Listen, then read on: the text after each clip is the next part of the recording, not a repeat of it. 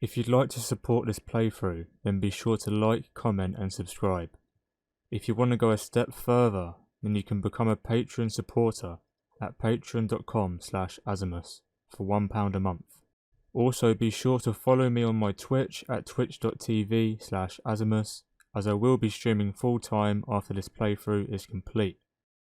My goal is to reach 1000 followers on Twitch by December. Thanks and enjoy the video. Yo guys, welcome back to another leveling episode. So before I start, I just want to say thank you to my latest Patreon supporter, Zombie. Really appreciate it. I'm going to shout out all my Patreon supporters now. Michelle, Hung, Thyart, Joe Blue, Julius Hartvig and Hate. Thank you all so much for being Patreon supporters. I appreciate you all. I love you all. Thank you so much. I noticed that the Patreon supporter text for some reason was missing in the last episode. I only noticed after I was finished. But it should stay there now, shouldn't have any issues. It should be where my mouse cursor is right now. So, we hit level 34. I haven't played in around 2 days. I've accumulated quite a bit of rested, so leveling is going to be very, very easy now. I sold my really bad cape. I'm just using the Wild Hunter cloak now. What else is it? Oh yeah, I got Swift Wind out of the bank, a crossbow that I found on my priest. And I got Hawkeye's tunic, something I also found on my priest. Obviously, I've said it before, but if you're new to this leveling series, I'm leveling on Dragonfang, so the auction doesn't work. Well, it does work, but no one is posting anything. There's no auctions, there's no trade. You would notice, I mean, look, on any other server there is something going on in the chat log. There's nothing going on here, it's completely dead. The reason I'm playing here is because it's just easier to level on a server like this than on a high pop. And on high pops, everyone just boosts all the way to 60 anyway. They don't play the game properly. I'm playing the game properly, and I'm not going to be interrupted by idiots trying to kill me repeatedly. Level 60's camping zones. And because this is a PvP server, when I'm done, I can choose to transfer to any PvP server that I want to transfer to, after I've accumulated as much materials as I want to accumulate. So another thing I'm trying to improve on is, generally speaking, just speaking in general. So we returned this quest, we've got alliance relations now. And one of the reasons I'm trying to improve just my communication, because I've noticed that I'm quite quiet most of the time, but I think I've done quite a good job so far with the series with talking. But I don't want to talk too much because then I start annoying people. So one of the things I noticed when I hit 34 and sprinted just a few minutes ago to get over here, I've got a new animation now for sprint. So I think it's quite funny seeing the orc female sprint. Haven't really paid attention to it before. So what we're going to do now is, we can see we've got loads of quests complete from our last playthrough. And I can't remember what I said I was going to do last time, if I said I was going to do anything. And I'm too lazy to check the VOD, so I think, yep, Ratchet is looking like the place to go, Ratchet and Crossroads. So we're going to go to the Crossroads now, and then Ratchet.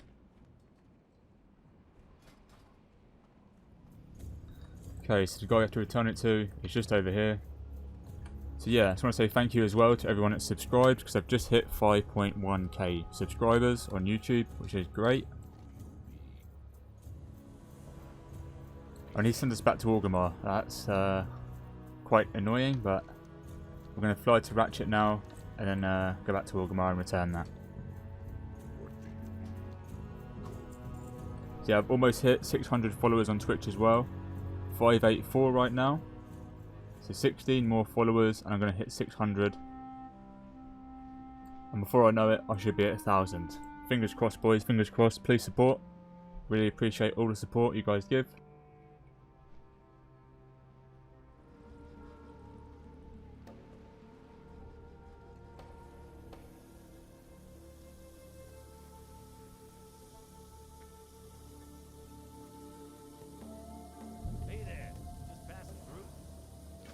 Okay, and he sends us to Booty Bay. Oh. I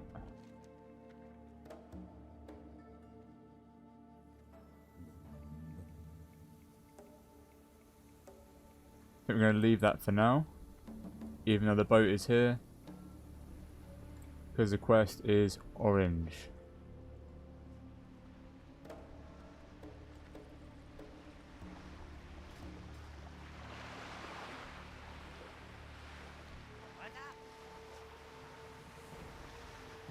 And he sends us back to the Shimmering Flats. We don't need to rush to do that.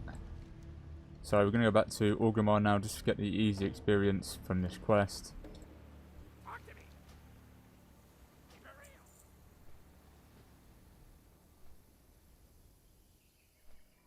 Okay, and the guy we return this to is just over here in the Valley of Honor. I'll show you guys where he is now.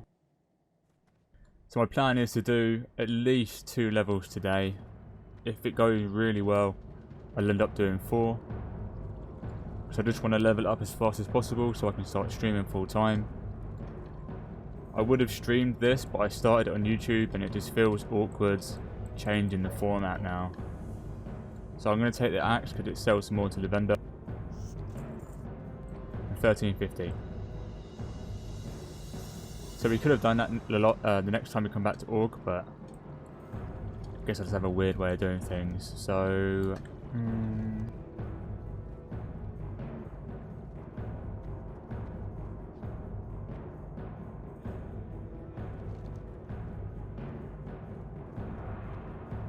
think we're going to do Test of Law now. So that we're going to fly to Stone Talon and run over. Okay, we're pretty much here now. So unfortunately this is quite a bit of a run, even though it's only here to here. It may seem short, but it takes you about 5 minutes, so just be wary of that. He's going to ask us a few questions now, and we have to get these right. Oh, never mind, we have to do something first. Sorry boys, getting it all mixed up in my head. He wants us to go into Ashen Vale, I think. Let me just read it.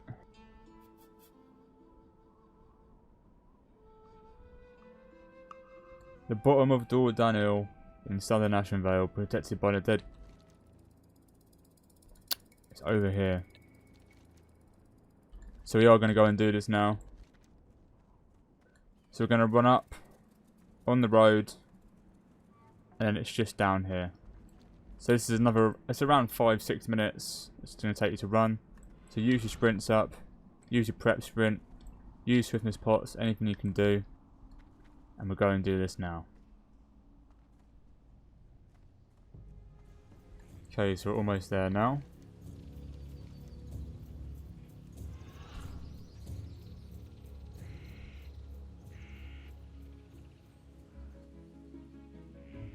So a lot of you probably haven't done this quest before if you don't do all the quest chains.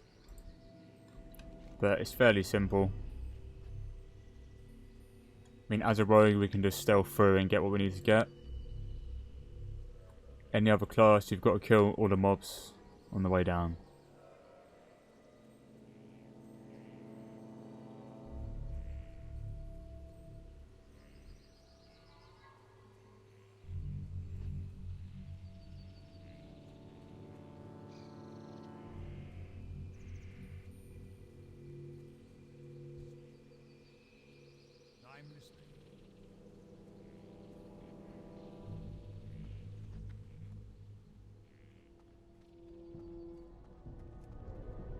So it's a bit weird that the Forsaken don't fight these. I'm pretty sure they should.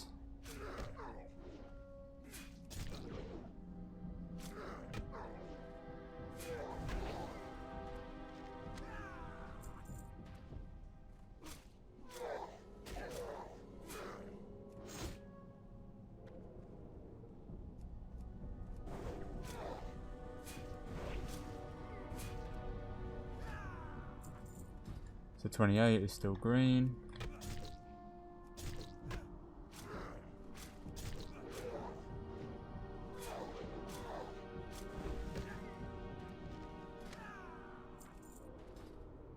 So we're just going to stealth through because we can, pretty much.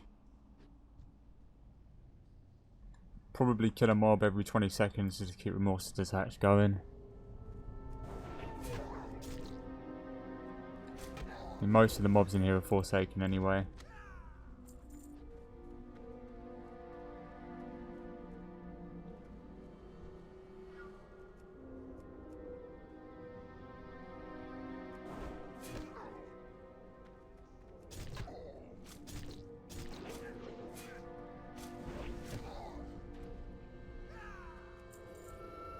It's just so easy, man. So easy leveling like this.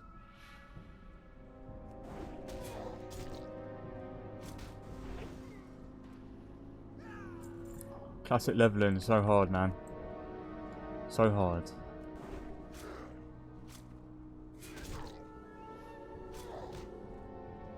People that say it's hard just don't think about it enough. Or they really messed up their route.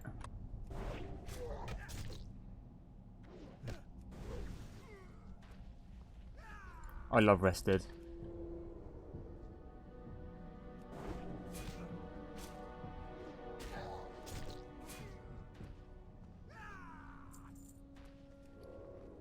What I probably should have done was set my Hearthstone to Sunrock Retreat, but doesn't matter.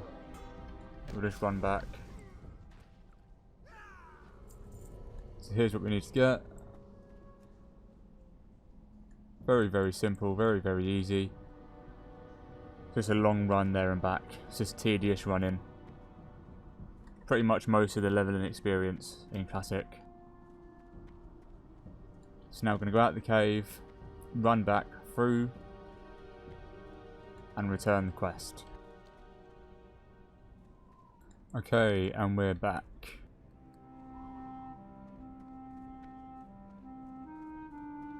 So now he's going to ask us some questions. What brings you here? So you don't want to mess this up because he'll teleport you to Camp Tarajo if you're wrong, and then you've got to run all the way back.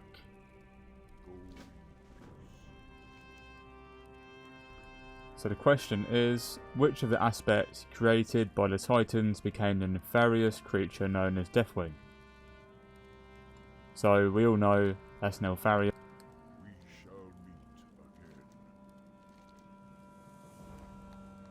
again. And then he sends us to the Undercity, and I think after that you get a Scarlet Monastery quest, which you can do if you're copying this and you're in a high pop, medium pop server. I'll return it just to get the XP, but I think for now we're going to go to... I think we're going to go to Desolus now.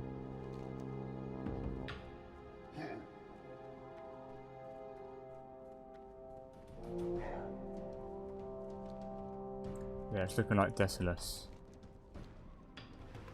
Okay, so we just landed in Desolus at Shadowprey Village. If you've been following the guides, then you already have the flight path because we've been here before. So let's just see. I think we are going to pick up a majority of these quests. I mean, we are above the average level of the yellow quests, and what I mean by that is we're level 34 and most of the quests are 32, 33. Okay, and the reason we're doing this earlier is because, one, I hate Desolus. I think it's the least appealing zone out of all of them. But two, we haven't gone to STV yet. And so we will accumulate a lot of experience in this zone.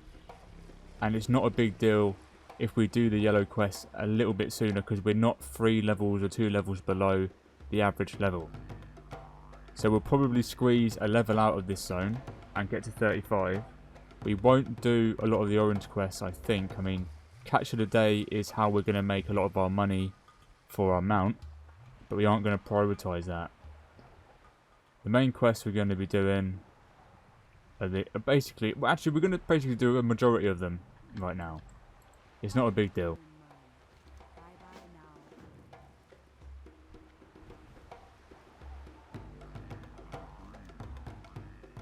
So just pick up everything.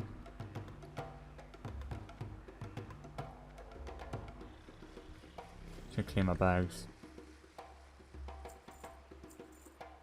Because the more quests we do in this zone, the more quests are going to turn green in the other zones. And I'm rested for like the whole level, so we're going to get a lot of XP.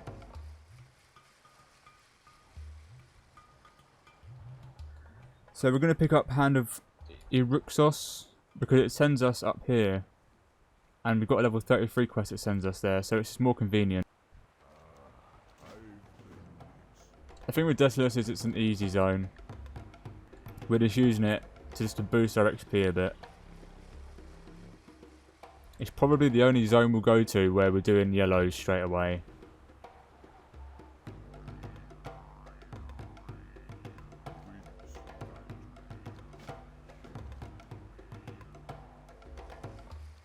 If I do remember rightly, there is green mobs in this zone. I think most of the centaur are green, even though the quest is yellow as well. So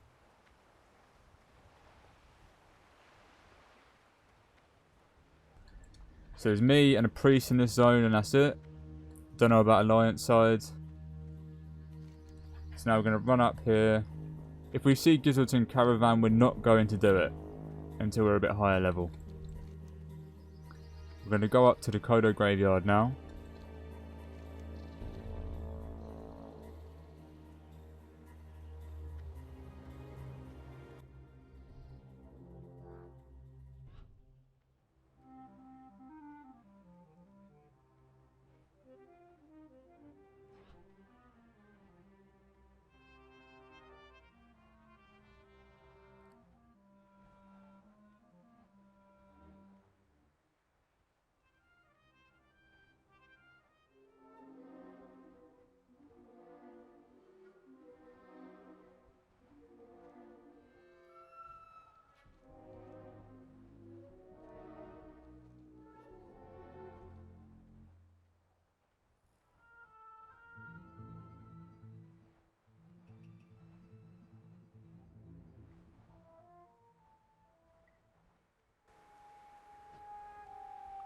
Okay, we're basically here now. So I've been thinking about it, and to be honest, I don't give Desolus enough credit, because a lot of the quests are very close to each other. So it's really convenient to do quests in this zone. We're going to get a lot of XP. Blood and thunder. So I believe... I'm going to take this quest. I believe that Magram is the one to go over. One of them requires engineering stuff and one doesn't, so I'm just going to check that very quickly. Okay, and according to Wellhead, we want to go for Gelkis because Magram requires us to make an advanced target dummy, and I'm too lazy to do that, so we're going to go with Gelkis.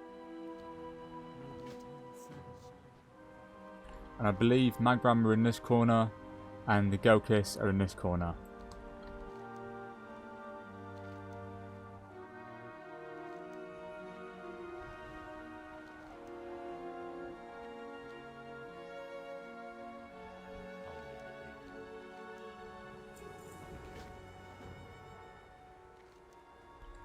Okay.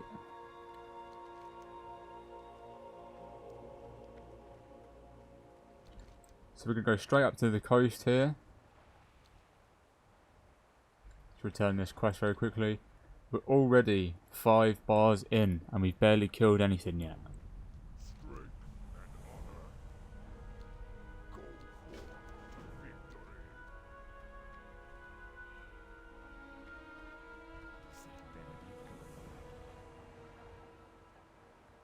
What's this quest?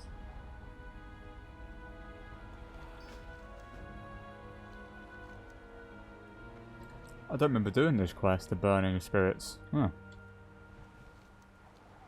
More XP.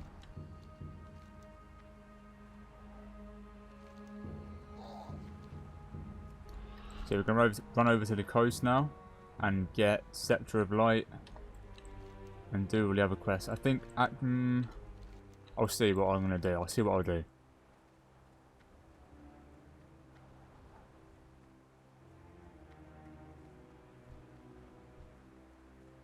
I'm going to put my poisons on now. We're going to start grinding these mobs. They're very easy to kill.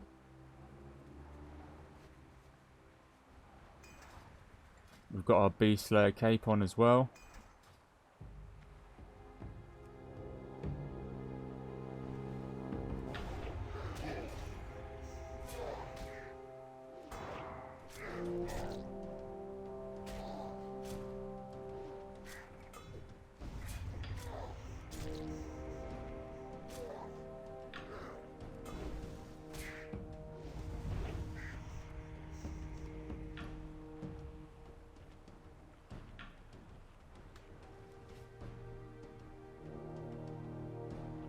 Gonna wait for well fed.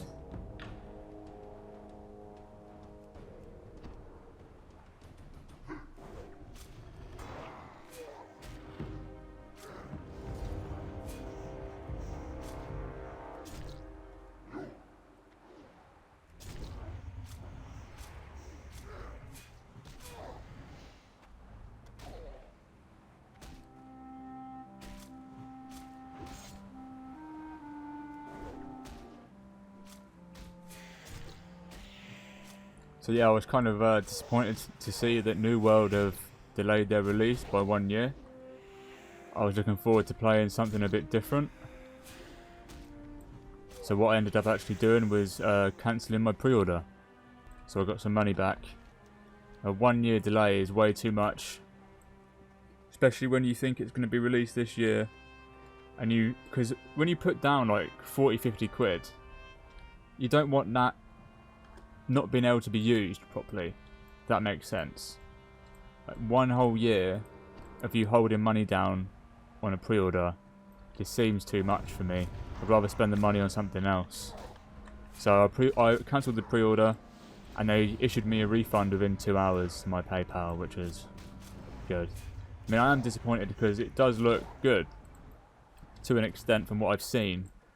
Obviously, you only know what you see, and a lot of the alpha players say that it's missing a lot of things because they changed the scope of the game. It was more PvP oriented at the start, which I like, but they've done a shift towards being more PvE oriented. So, you know, they've obviously not got enough content to satisfy the new ambition of the game.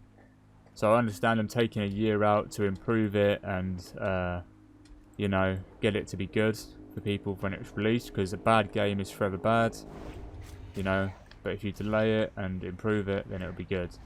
And the launch and release is a massive deal for games. If you mess up the release and people don't like it, then that's that tarnished for like forever, pretty much, unless you can really turn it around. But for an MMO, it can really kill it early on if they don't have a good start. So what we're actually going to do is take Scepter of Light, go up to the Thunder Fortress, return Scepter of Light, and then do everything on the coast that we need to do.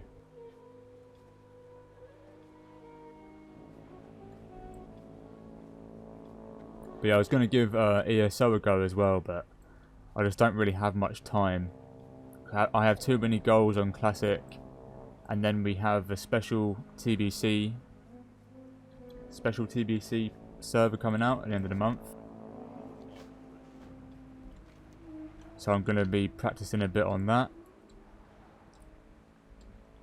There's a special civilization. If you want to Google it, it's called Atlantis. They're under the sea right now. Special civilization. But if you want to find out more, you know, that's a special place we're all going to. They had a stress test yesterday. I think only like 700 people turned up or something. But yeah, quite a lot of people are going to turn up for this launch. I feel like it's going to be a very popular server. It's the last fresh. And if you aren't private server savvy, everyone's all about fresh. Fresh servers, fresh starts. But if you're interested in TBC, you should definitely check it out. They aren't paying me to advertise, I'm just a player.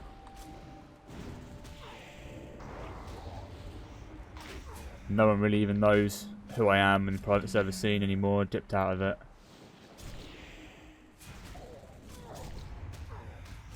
I think it's good to get some early practice going. So my goal, not my game, my goal, I don't know why I said that, is to stream Classic basically full time, and then in the evening play TBC until the actual TBC comes out.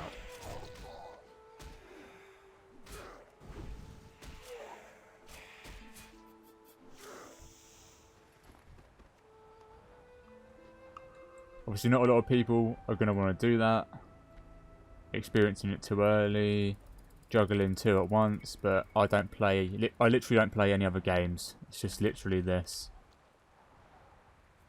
I really struggle to get into other games. I'll be playing it for 10 minutes and I'll get bored. I think WoW is fucked with my fucked with how I enjoy games.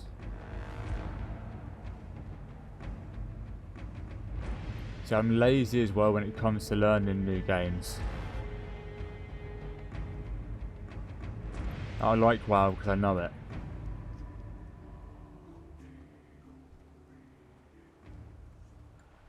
Nice, so they can shoot me through the wall. And yeah, I have a lot of goals with WoW. I feel like once I've finished everything I want to do on WoW, and I've achieved everything I want to achieve, that's when I can look into moving to other games. God, this is really annoying how they attack you through the wall. Look at him chasing me to the end of the earth. What the fuck?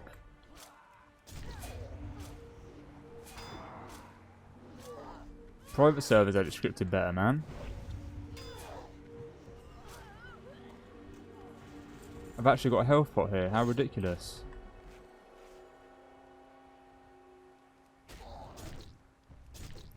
But yeah, I've been getting a lot of comments. Obviously, the series on YouTube is delayed compared to where I actually am, because it takes me time to render and upload and actually play the game. So a lot of comments confused about...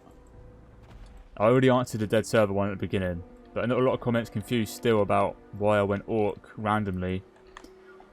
And it's just because orcs are just more broken. It's just in classic they have 25% stun resist. In TVC it's 15%, but it just... If you resist a stun in classic against another rogue, you've won the fight.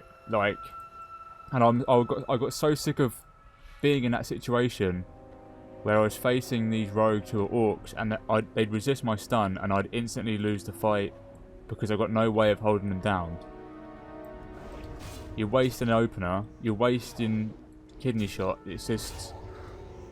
It's too big in classic, in my opinion.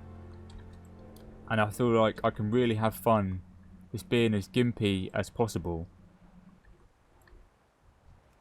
So apparently we need to capture the spirit of the nearest... The target died of being drained. Okay, so we've got to drain it.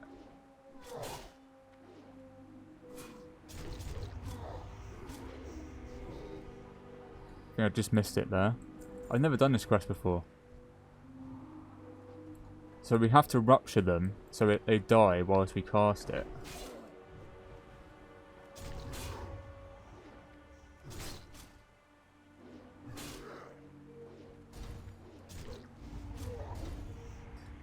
God's sake.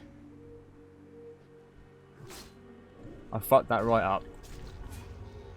I need to bind this fucking item.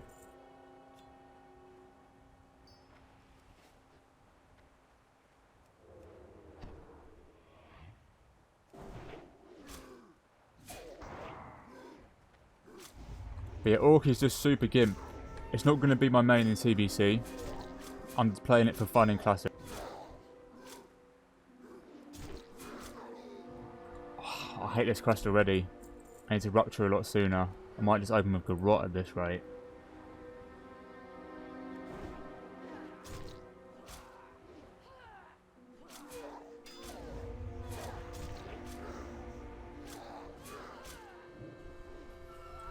Okay, we got one.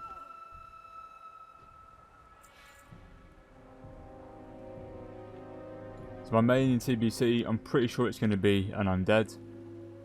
It'll either be a human or an undead. They're the best for arena, high end. And you want to min-max if you want to go for high rating. You could do it as an orc or a night elf, but it's just like, what's the point when it's not the strongest, right? Like, that's the sort of mindset that I have when it comes to this. I play to win, so that's how it is.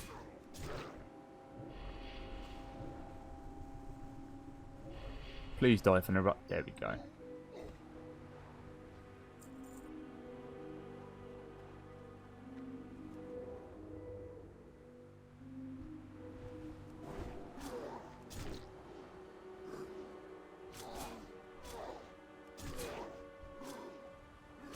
But you can still achieve high ratings with other races apart from undead and human, don't get me wrong. But I just want to have every advantage I can get in arenas. Still unsure what I will main exactly, but I am steering more towards undead than human, even though human perception openers can really make a massive difference.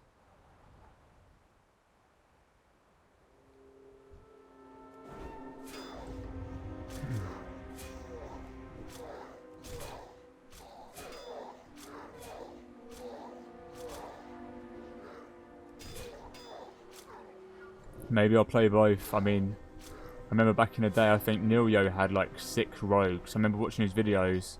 I watched one recently as well. He had a gnome, a human, a troll, and undead. The guy was insane. He had so many toons. I need to get some regular food. I've only got well-fed food, but I'm wasting it.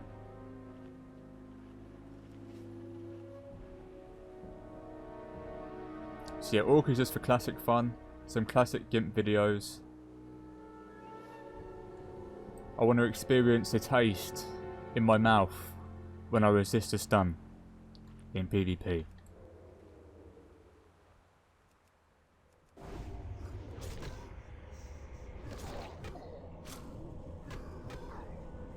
Okay, Rupture didn't land.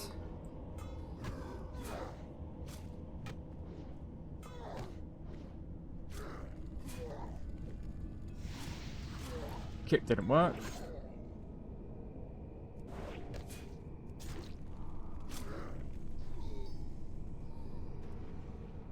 So we got that done.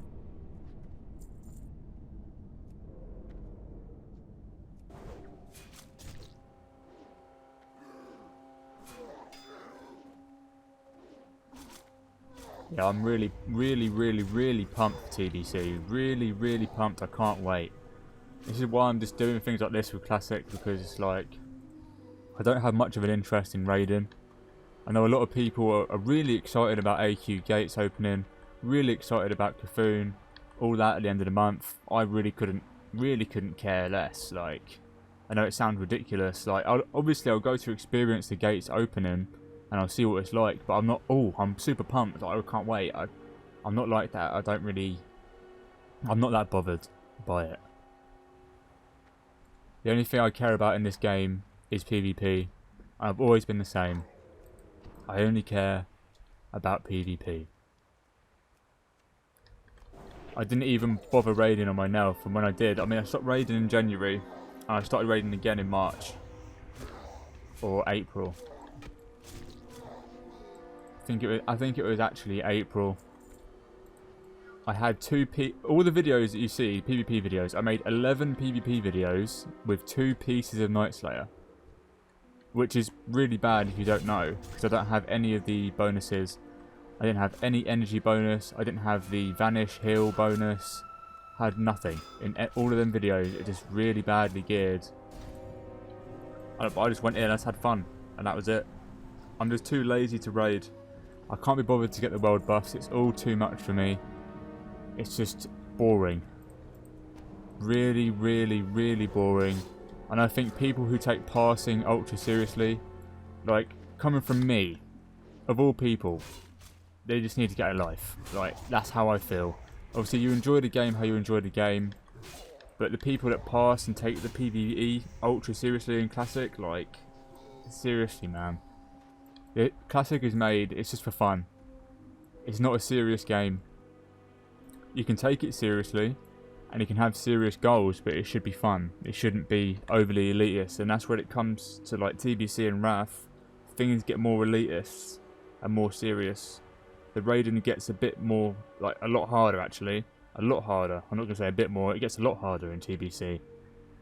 A lot of the guilds in Classic obviously aren't going to live to see TBC because the raids are smaller, which means the best people in your guilds are pretty much going to go and do their own thing. Like, they're not going to be... You're not going to have a massive guild anymore.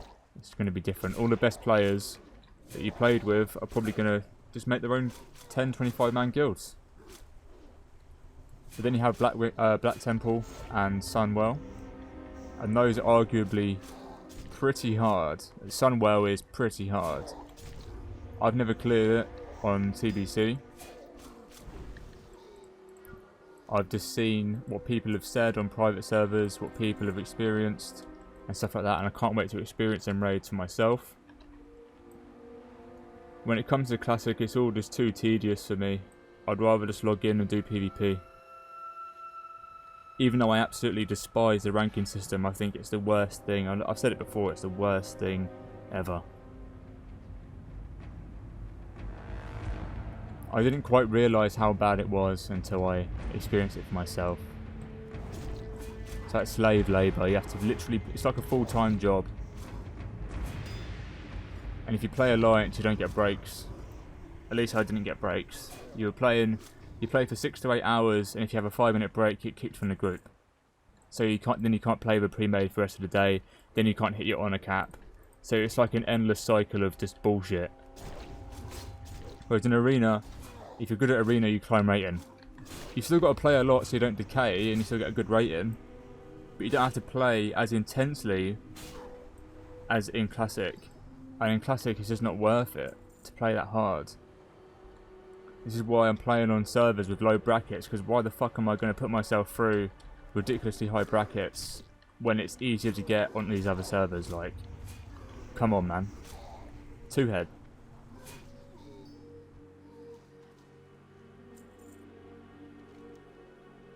So we just have to kill, got the demon box in here.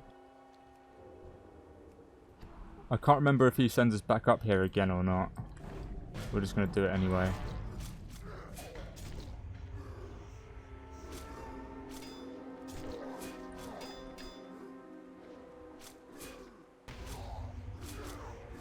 Yeah, Classic is just a chill thing.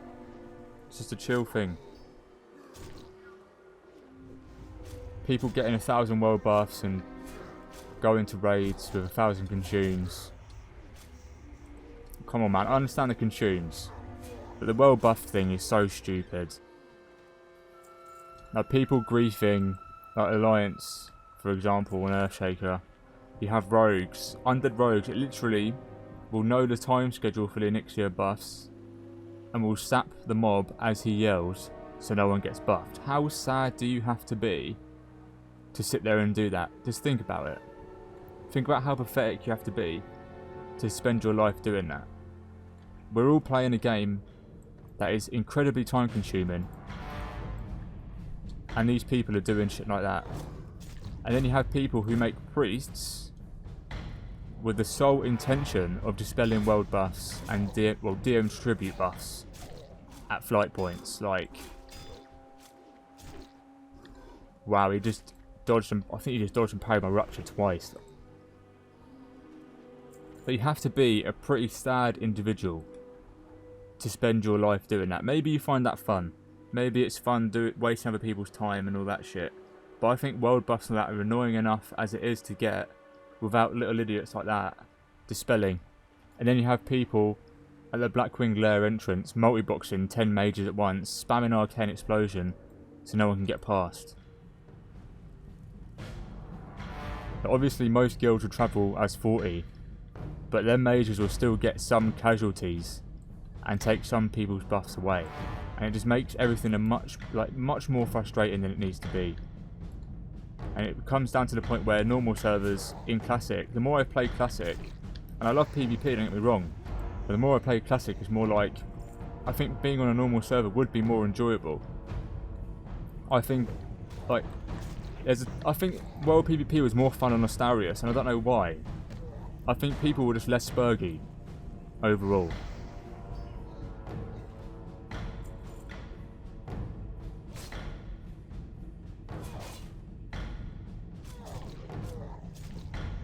I feel like people play toxically on purpose on Classic. I feel like it's a lot worse.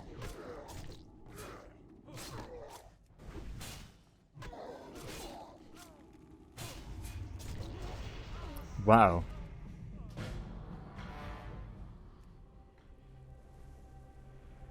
Fucking fireballing me through a wall. I bloody hate dying in this game, man. The runs are so long. Well, that death was so ridiculous, man. But anyway, where was I? Oh yeah, talking about how bad Classic is for PvE. I think the community as a whole has really killed the enjoyment for a lot of people when it comes to this game. Like, things that should be enjoyable aren't, because of how the community has set the standards for this game.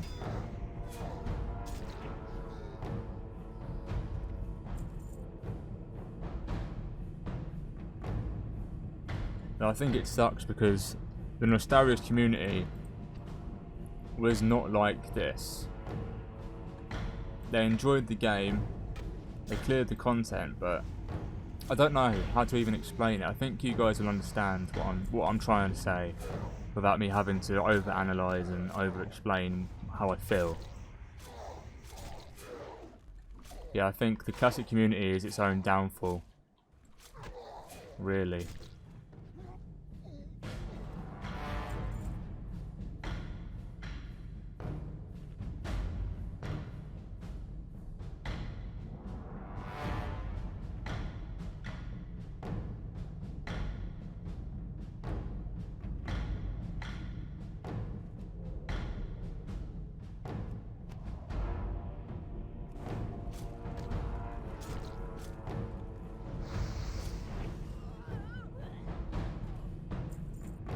It's just the people that are playing this game now are just...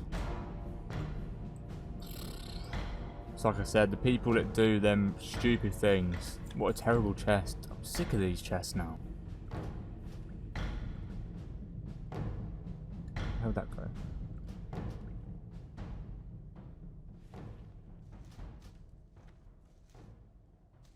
But the people that multi-box and do all this stupid shit, like outside Blackwing Lair orbs and stuff, it's just really pathetic to me. How you'd spend time leveling all them characters just to be a fucking idiot. Like, really? People actually get enjoyment out of ruining everyone else's experience, and I think it's different ganking someone one-on-one and making their lives a little bit miserable in the zone if you're the same level as them. I think that's fair. When it comes to doing things like multi-boxing 7 mages, 10 mages at once, just to annoy people and get the upper hand like that, you've got to be a special kind of human being. Like, really. So this mob is tough, so I've had to prep evasion, and he's still hitting me through it. Please don't kill me. Please, please, please, please. So we got it. Should probably have done that at a higher level, but whilst we're here, if you struggle with it, don't bother doing it at this level, do it at a higher level. Yeah, it's all this Shadowland stuff now being released. The streamers got the Shadowlands beta, I think it was a week earlier than everyone else, and I just want to say, looks fucking awful, man. Looks awful, and I hate to be negative about it, but they've included too much unnecessary stuff again. All the endgame systems, it's all too much unnecessary jargon, like all of the time gating. There's no need for it. It's one of the reasons why I don't play BFA. There's too much time gating behind actually playing the game. It's not easy for PvP players to just jump in and play the game. You've got to do 1,000 PvE things first before you can actually play PvP. I've got to get my legendary cape, I've got to go and get corruptions and all this extra shit. Like, I don't want to do that. And that's one of the reasons why I haven't played BFA or even tried the arena. I mean, I watched Drainer X stream a bit, and obviously he's one of the best arena players in the world, always pretty much has been. But I just can't get into it because there's too much time gating behind everything. The way they've set the game up is just so unnecessary. It's just so sad how they can't make PvP good and a different separate entity to PvE. Like, I understand in Classic and TBC you do raid, and in Wrath you do raids and you get good gear and you go arena and all that, but I think that's entirely different as well to how they set the game up now with all the time gating and everything like that. The Azerite power and all this nonsense. Like, just miss me with that shit, man.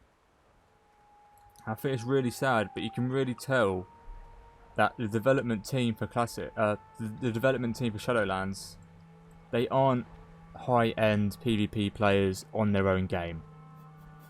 Otherwise, they'd understand what they're doing wrong, and they'd make the game enjoyable for PvP players. I mean, what was all this shit about randomized loot? doing BGs for randomised crates, hopefully getting a PvP item that you need. Why remove the PvP vendors in the first place? It's such a ridiculous thing to do. Just removing PvP vendors, removing your choice. But that's what I loved about TBC Wrath gearing. You went out, you grinded your honour, you chose what piece you wanted to buy. It's simple as that. You work hard for your honour, you buy your piece. I think in TBC, I think it's marks of honour. I can't quite remember now. I know in Wrath you buy it of honour, so. Just amazes me how they've gone down the wrong road for so damn long. Neglecting feedback for so damn long. Destroying the game everyone enjoys for so damn long.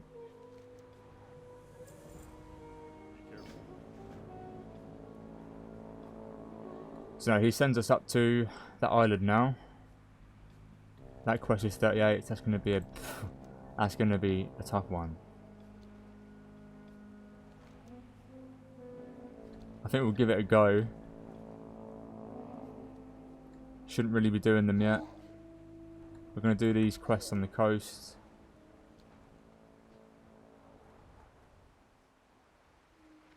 If I had a lot more rested whilst I was leveling, then I'd be at a higher level and this wouldn't be a problem. But we're just using Desolus as an XP boost zone. I need to put my poisons on.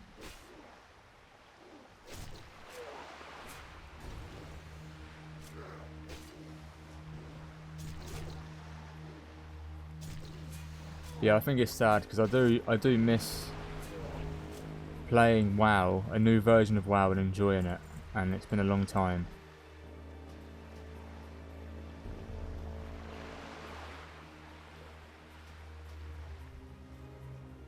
You know, there's a lot of people like me that will only play classic TBC Wrath and then that'll be it. Like, Cataclysm wasn't terrible, but I really struggled to get into it after Wrath.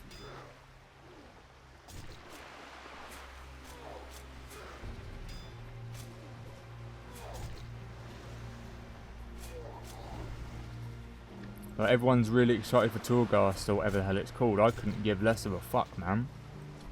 I couldn't. Good for you if you're excited for Torghast. Like, that's nice for you, but for me, I just don't give a fuck.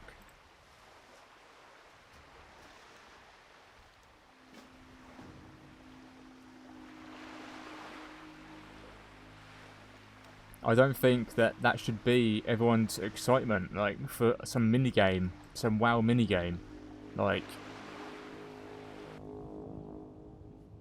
what happened to just enjoying the actual game you're playing, rather than Blizzard saying, here's a minigame that doesn't actually, like, it's not the actual game in itself, it's just some extra shit, some extra mode. That shouldn't be what everyone's excited for. They should be excited for the game. I think you guys understand what I'm saying anyway. I'm getting a bit tired of hearing myself talk at the moment. Got a silver key straight away.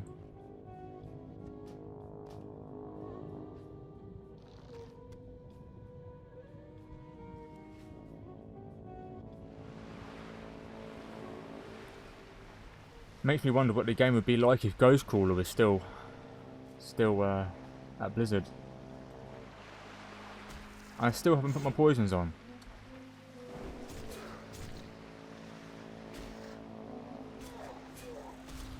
Like, we blamed Ghostcrawler for a lot of shit, and I think he pretty much killed League of Legends in itself. I think he's the reason why I don't enjoy League anymore. All the stupid changes that came when he got promoted in Riot Games.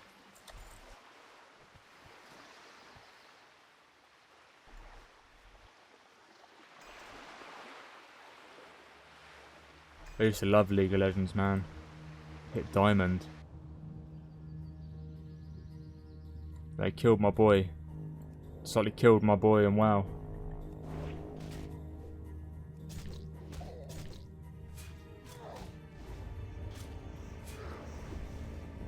I think the most frustrating thing for all of us is how there's no other game that can really match this game and we're just stuck with an ancient version of a game that we're all addicted to, that nothing can match. And that's frustrating in itself. But what I really enjoy about the early versions of WoW is no item shop bullshit. There is no store mounts, there is no level boost. But this is all part of the newer games, what's it called? The newer games pay systems. That's how they make their money now. Cosmetic bullshit. And what happened to actually earning your shit? Now everything is buy what you want to get. You pay a fucking sub £10 a month. You buy the expansions £30 to £50. Why the fuck have you got an item shop? It's just sad to me.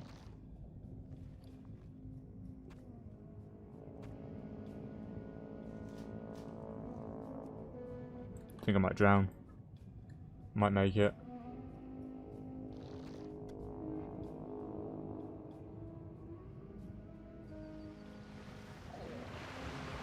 But these things just shouldn't be a problem. It's obvious what the problems are.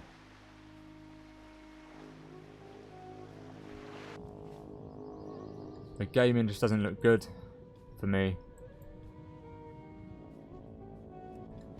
Let's be honest, the majority of games are just boring. Like, you might find a good single player game that will last for, I don't know, maybe 24 hours max. Most AAA games, they don't last very long anymore. You're paying 50 quid for something that lasts like 6 hours.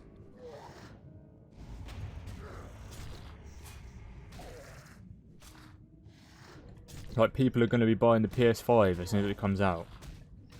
I'm not going to bother buying it, like, at least for another, like, 2 years, another year and a half, 2 years, like. There's no point. There's going to be no games on it. The game prices are going up, so you're spending more money. You've got to pay a PlayStation Plus subscription to play online. It's just all too much now. They're just abusing people that love gaming. Just abusing them. And that's what Blizzard are doing as well. They're abusing their fan base every single time they have an expansion release, because they aren't listening to anything anyone has to say. A majority of these top tier arena players, if they could stream older versions of the game, would they still, and have a big fan base, would they still play the newer versions? I think a lot of the really good players moved to Shadowlands so they could get paid playing the game, because they love the game.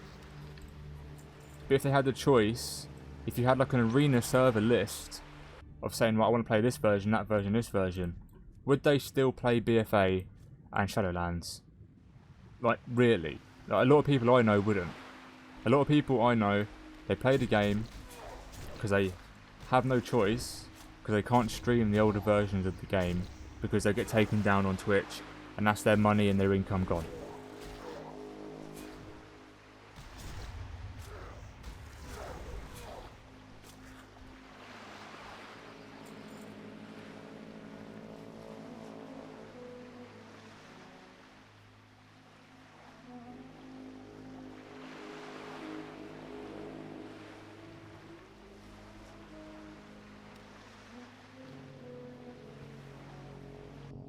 Don't know why I'm even killing these now. I've got the silver key.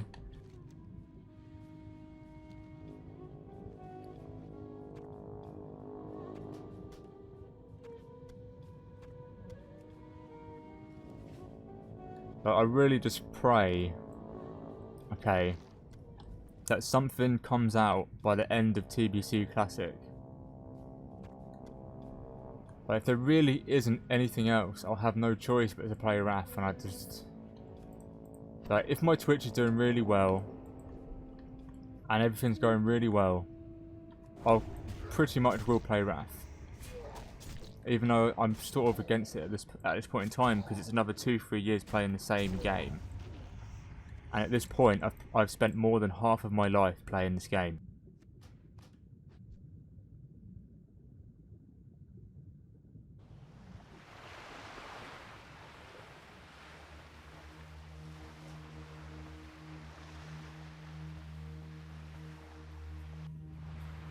Now I guess it's okay if you're a massive streamer and you're literally earning thousands of pounds every week, because you just play the game all the time and you get paid for it.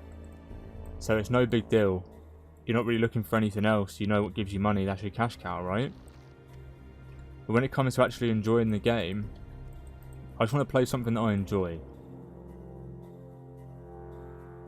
Like, a lot of people wouldn't enjoy leveling 2 or 3, 4 rogues to 60 in Classic. Most people can only hack doing it once. I remember at the start of Classic, everyone was like, oh, I can't wait to level up. I can't wait to level up. Now what does everyone do? They buy boosts. They buy boosts because that's faster and more convenient and less effort, and they can AFK and level at the same time. So do you really love Classic then? Can you really say you love Classic if that's how you choose to level all of your characters? I don't think you love Classic. I think you love parts of Classic, but you don't love Classic. And I think once people have gone through Classic, like, I hate to say it, but you think you do, but you don't. He got a lot of flack for that. But with how people are playing the game, it's making people hate it. The people multi-boxing at BWL orbs, people dispelling world buffs, the whole situation with world buffs in itself. The community is making the community hate the game. So when it comes to being done with Classic, a lot of people aren't going to come back for a second experience if they do make fresh Classic servers in the future. Like, why would they bother? They've already seen what it's like. They've already seen what the community is capable of doing to the game. And maybe it's better on normal servers, I don't know. All I know is I can't really imagine myself playing Classic after TBC's here. Like, it's something I'll just drop. I'll transfer my characters and that'll be that. And I don't think I'll ever play Classic again, unless I really want a nostalgia trip in 10 years time. It's just not worth the time when there's better versions to play. Like,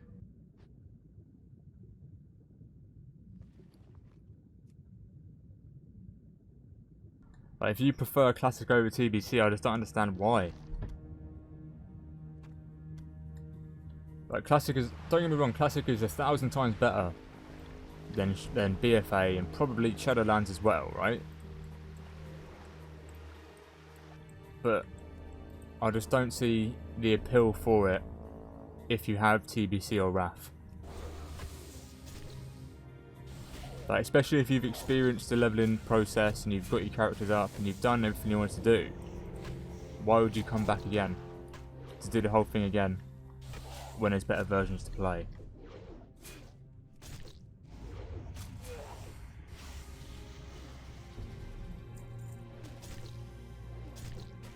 I know some people love Classic, you know. I think saying you love Classic for the community doesn't really, it doesn't stick with me personally, like, at all, because I think the community is pretty dog shit, being honest.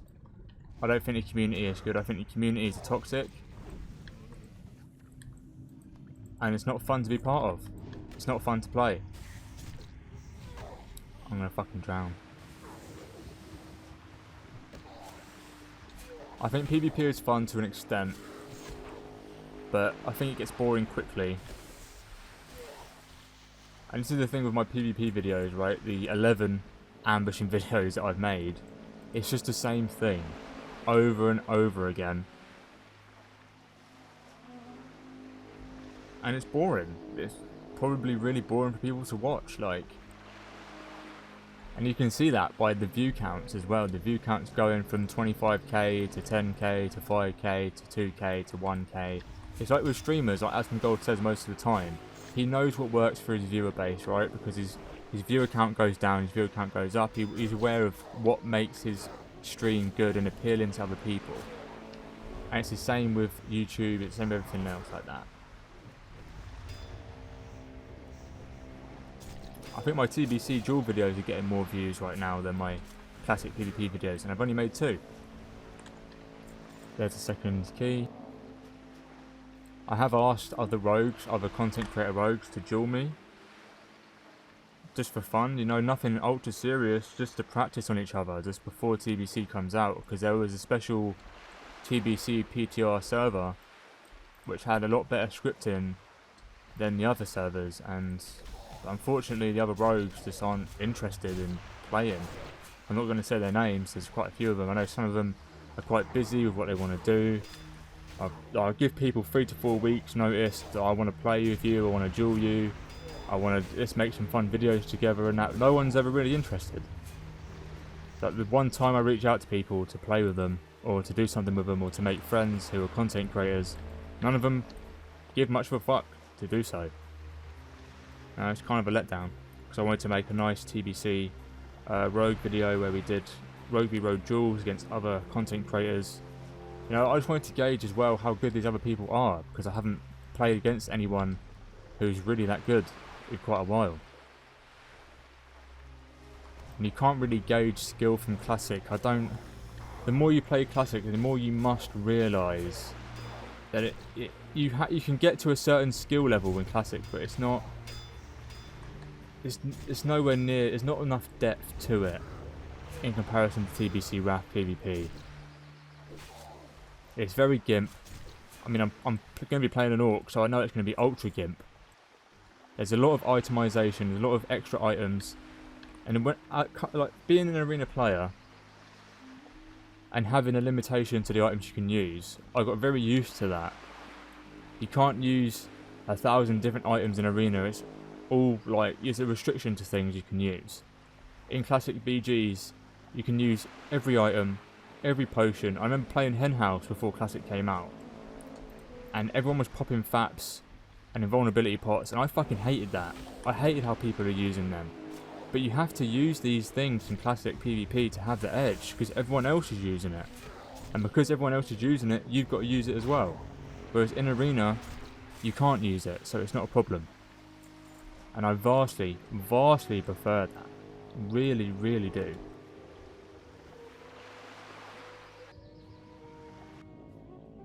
Obviously, 15, 16 years of the game being out, people are going to master it. People are going to min-max. I understand all of this. I understand it. But I think min-maxing in TBC is a lot more enjoyable for me than min-maxing in Classic, which is more of a casual game. Like, Classic is just for chilling out. That's another reason why I can't be bothered to play.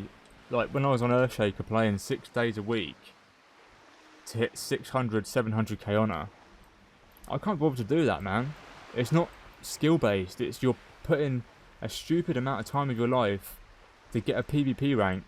And I can tell you now, I can actually tell you for a fact, a lot of people who hit high ranks in Classic are not going to be capable of getting high rating in TBC. You can quote me, you can clip it, send it to everyone you know. Send this to everyone you know. Tell them I said that. Tell the rank 14s on your server I said that. Tell the person who thinks he's a big shot that I said that. And pay attention to how much rating he gets in TBC. Don't get me wrong. There is good players who are going to be very, very good at TBC. But I'm saying a lot of the people, and listen to the words I'm saying, a lot of the people who hit high rank in Classic are not going to be capable of doing it. They're going to be washed up rank 14s who just couldn't play the game properly when it mattered. When it matters, sorry. Literally, I'd put a bet down in Ladbrokes. I'd go up the street and put a bet down in Ladbrokes that half of these people will not pass 1700 rating. There is no gimping running in with sappers. There is no gimping running in with faps. There is no gimping running in with lips. There is no gimping running in with grenades and rocket helmets and all this shit. There's none of that shit. So what are you going to do when you take all these items out of the equation and you have to rely on your actual skill with the class you're playing? I think the answer is pretty damn obvious, like. Pretty damn obvious.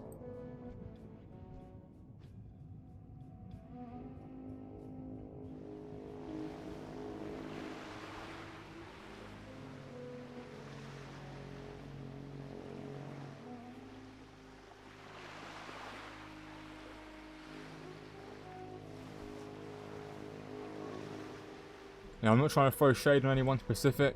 I'm just saying, a lot of people, even the people, some of the people I've played with, I don't like talking shit about people. It's not good for me. It's not good for my image. It's not good for my YouTube. But there are people who I've seen, like, keyboard turning, backpedaling. Some people even click their abilities, man. They're rank 13. Come on. And people want to be elitist about ranking. And want to gatekeep ranking. Bro, you keyboard turn. You keyboard turn, you backpedal, you click your abilities, and you want to act elitist about your rank. I understand people want to act elitist because they invested a lot of time in their character to achieve the rank.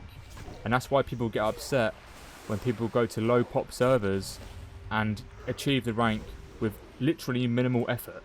Because they spent a fuck ton of time reaching ridiculous bracket caps on Classic to get the rank they want to get to. That's just how it is.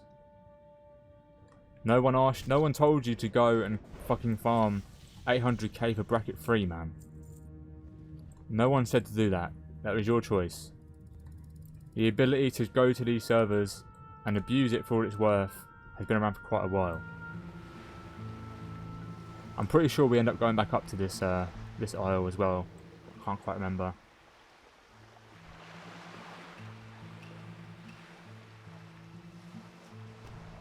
I just think people, I really hate the people. I was one of these people as well when I first started ranking.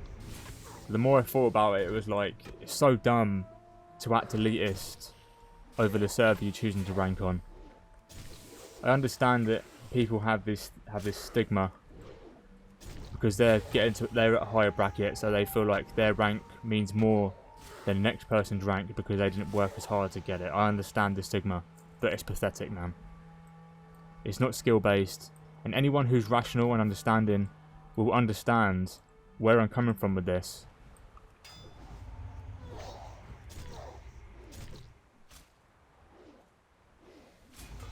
And they'll agree.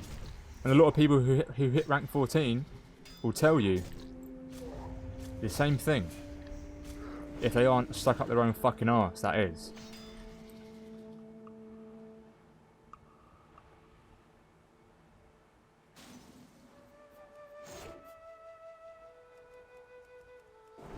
Just pay attention to the people that talk the most shit on your server when it comes to ranking. Just pay attention to what their rating is going to be in TBC, alright? Remember their names. Unless they're a gladiator, or at least a fucking rival. I don't want to hear about it. I don't want to hear about it. I know it's essentially me talking shit at the same time, and I'm saying to, you know, I'm talking about other people talking shit. But that's just the cycle of life, man.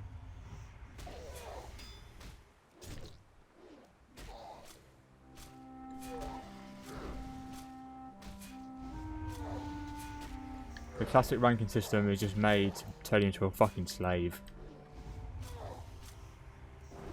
It sucks the enjoyment out of the game. It kills PvP. Kills the enjoyment for PvP. When PvP is just about enjoyable as it is, depending on how you play the game. I really can't wait to see how people fare without their pots, without their abusing potions, without abusing sappers, without abusing engineering. I can't wait.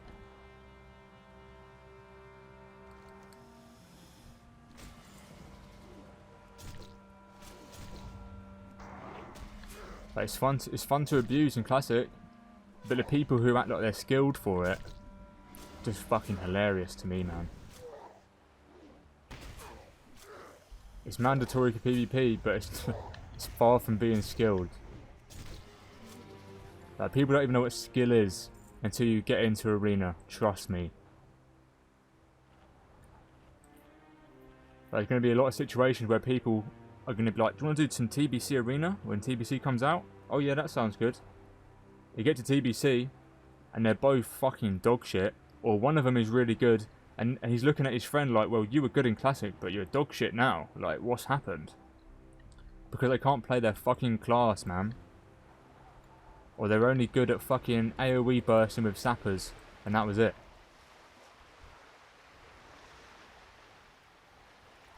With all the shit I'm talking right now, I've got to hit Gladiator now. Because of all the shit I've been talking. And believe me, I fucking will. I spend way too much time on this game to not hit Glad.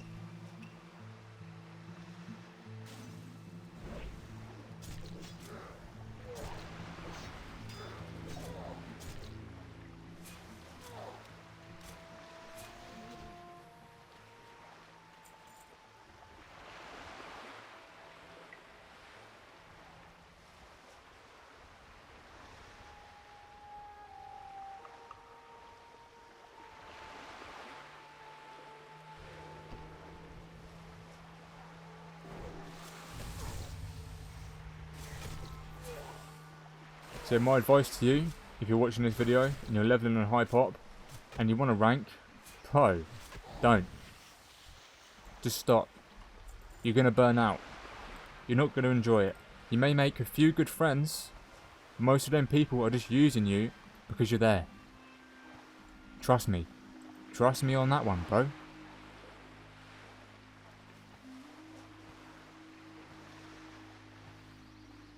I think I made 3 friends from ranking 3, and I played with at least 100 people. People aren't here to make friends, man. They're here to rank. People don't give a fuck about you. You may find 1 or 2, 3 good people that you play with, that you may stay friends with because you really clicked with them. Most of these people are just stressed out, man. You join the fucking Discord, they're stressed the fuck out if they aren't hitting their HPH, which is honor per hour, quota. If they aren't hitting the amount of honor per hour that they want to be hitting, man, they're fucking nerd raging in the disc. And tell me, is it fun to sit in disc with people nerd raging because they aren't winning games fast enough to hit their honor per hour quota for their day? The amount of times I've heard, oh, I've got to play an extra hour today now because we aren't going fast enough.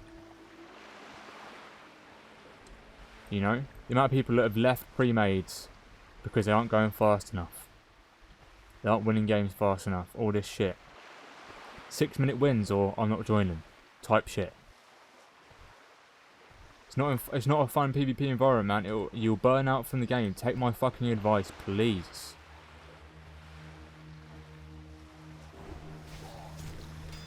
I've done it, and if you haven't done it, then just listen to me, man. Listen to the people that are telling you not to do it. And if you will do it, spend the 15 quid and transfer somewhere for 3 months, do your ranking there, and come back to wherever you want to play. A lot of people aren't going to do that now, because AQ is coming out and they want to raid AQ. I'm not bothered about that shit, man. Do you want to know why? Because AQ is going to come out, people will struggle with it, guild will disband, but in 4 months, 3-4 months, people will be pugging it. I'll just join a pug and soak the gear then, when the stress is all over and dealt with, and people already know how to clear the content. Classic is not stressful, man. It should not be a stressful thing. You should be playing for fun. A lot of the best players I've actually met aren't the rank 14 players or the rank 13 players. I met a really good mage on Earthshaker. He only hit rank 10 because he wanted to play for fun, and it was not fun for him sitting in pre-mades for 8 to 10 hours a day. Okay, we're gonna say 6 to 10. hours a day.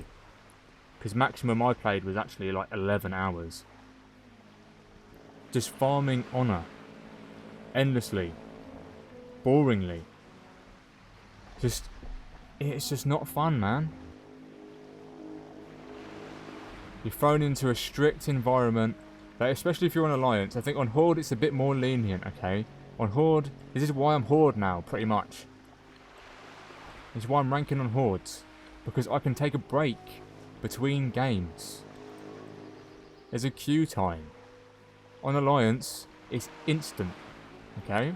So if you need to go for a shit between games, bro, hold that in. Because they ain't going to let you go for a shit unless you're literally really important to their comp. If you're a rogue or a warrior or just anyone who's like not that important, you ain't going to fucking... You're going to be kicked from that group for going for a shit. Because they ain't got time to wait for you. Trust me when I say that.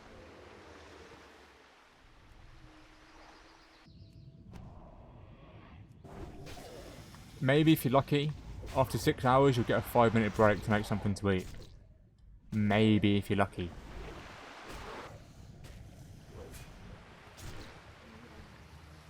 But on Horde side you get 10 to 12 minutes between each game, so you can fucking breathe, man. So you can breathe. On Alliance the queues are instant, you can't breathe. Right, that game's over, straight into the next one. Right, that game's over, straight into the next one. Then your team's raging because you didn't win the last game. It's all too much, man.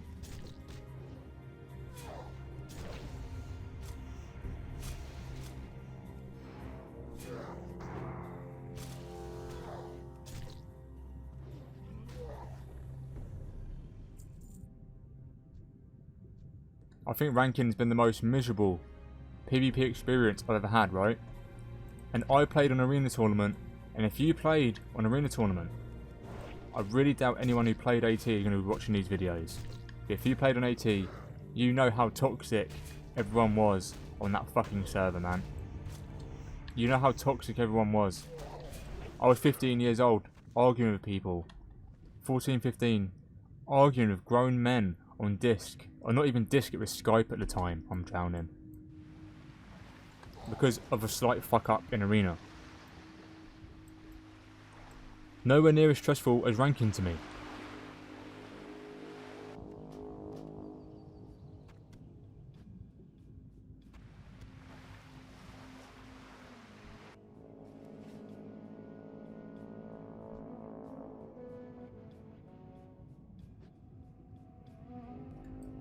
I think you're smart if you come to a low pop server and rank. You're saving yourself 2-3 months of stress. Then you can go and raid if you really want to. It's chill. Why put yourself through a load of torment and stress because you want the achievement of doing it on a high pop? What fucking achievement, man? It's the same shit.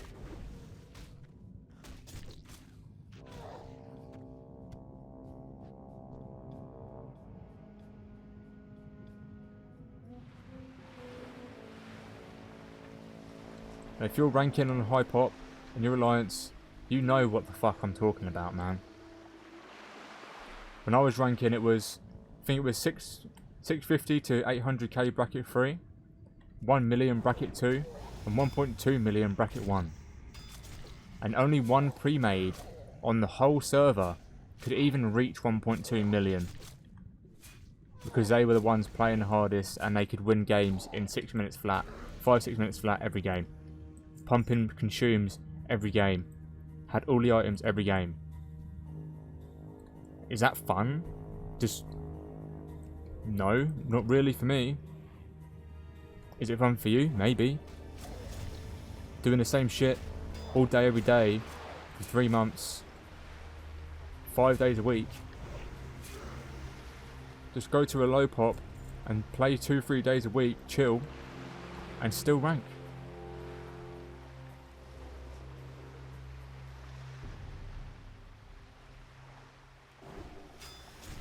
Sorry, boys. I'm sounding a bit vexed there. I'm sorry about that. These subjects, just I'm touchy about them. I'm touchy about these subjects.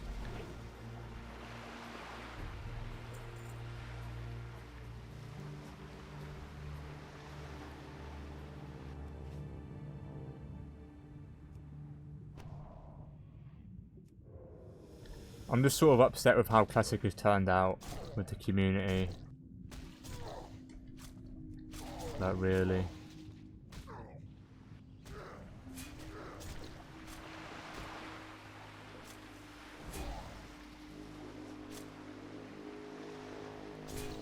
And that's not, like, ranking's bad, like everything I've spoken about so far, right? And then you have people who are like the biggest idiots you'll ever meet. And the reason I say that is because there's people who will break the brackets on purpose. They'll go over the honor cap of the brackets so they get a higher standing than everyone else, so they get more RP. And this fucks everyone else on the server over. Every single person can have their week ruined. They can have their ranking delayed by 1 week because of one person breaking. On Earthshaker we had a notorious breaker. I'm not going to say his name, he doesn't deserve any sort of attention. But he broke every single week, and he was account sharing, and he was botting, and he didn't get banned. When he hit rank 13, he stopped for some reason. I don't know why he didn't get 14, but he stopped. After he broke, he was playing 6-7 days a week, non-stop, all day, all night. Nothing happened to him.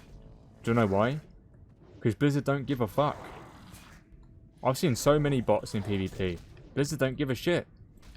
And it makes you realise, why are you taking this game seriously? Why are you taking ranking seriously when there's people doing this? So not only are people getting it easier on low pop servers, there are people botting PvP on almost every server. And there's no repercussion for them botting. So you're competing with bots, and you're also going against people who are ranking 10 times easier than you are. Why are you going to rank on high pop? It's your choice, man. If you want to go rank on a high pop server, you go do that. But fuck that shit now, man. Fuck that shit. Unless you've got, like, okay, the exception. If you have 9 to 14 solid friends that you really like to play with, knock yourself the fuck out, man. Go do what you want to do. But if you're like a solo player like me, and you didn't have a lot of classic friends, you still don't have a lot of classic friends, it is a fucking waste of your time, man, because you're not going to enjoy it. You're not going to enjoy it at all. Not even slightly.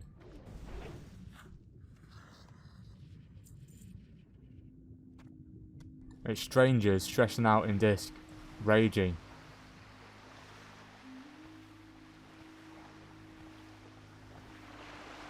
Then you have the pressure to perform, because if you don't play perfectly or have all you consumed, you're just going to get kicked.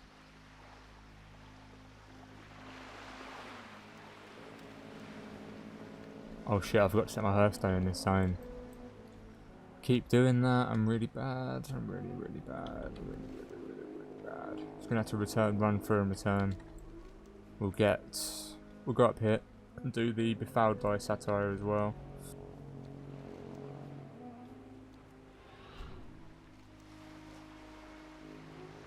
But yeah, I hope that if you're new to the game or just starting a rogue now or just getting interested in ranking, I doubt you've not tried already. But if you haven't tried, just listen to what I'm saying, man.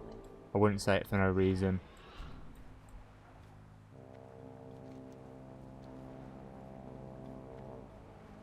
It's just really not worth your time, bro. Like,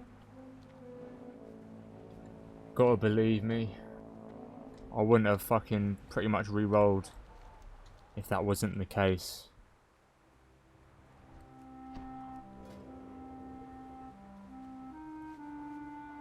I could easily transfer my Nelf to a Dead Realm and rank it, but I'm not going to main it in TBC, so it's pretty much going to be redundant. The Nelf's just for fun. It's like this Orc is just for fun. I've got a fucking freezing band on my Nelf, man. It's just for fun.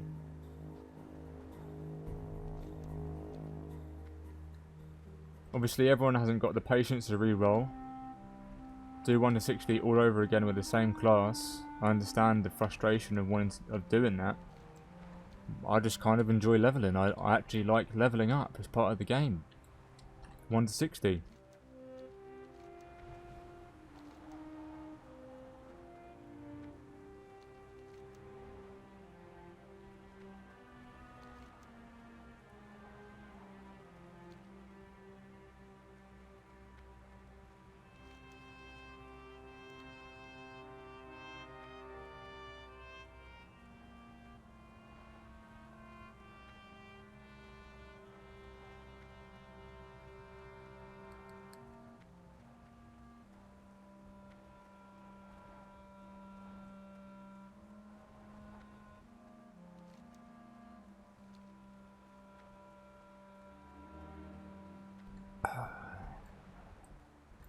Don't you fucking dare. That's right, pest. Warlock could probably fuck me up, to be honest, but...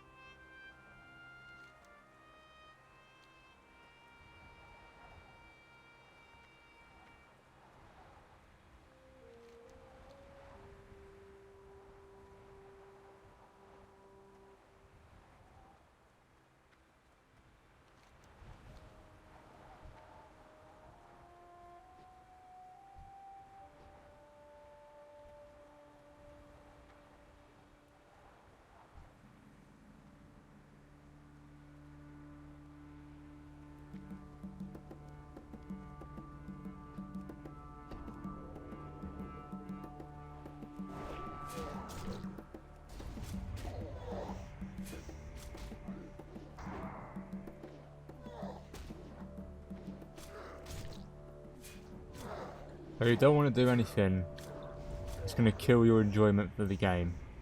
Pretty much simple as that.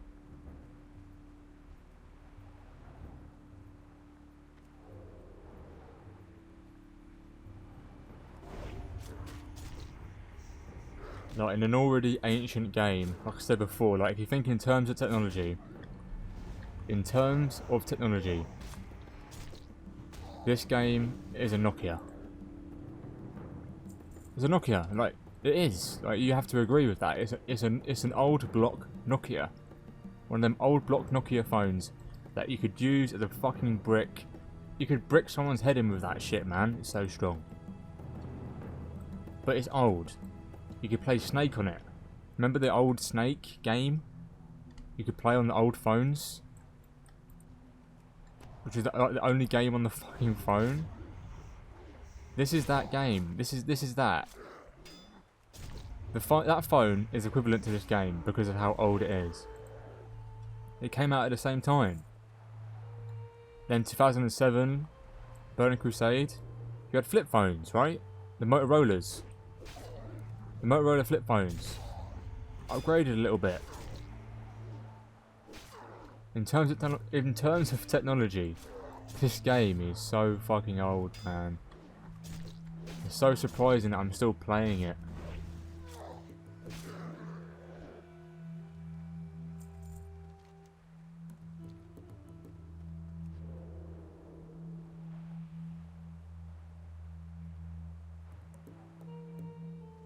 So when people are going out of their way to make your life or your gameplay miserable on a game equivalent to a Nokia in terms of age, it's just sad, man.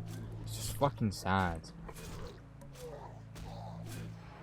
I think it's just what people are like nowadays, and I think it's going to be the same on every game that comes out. I think the community for every game is its greatest downfall.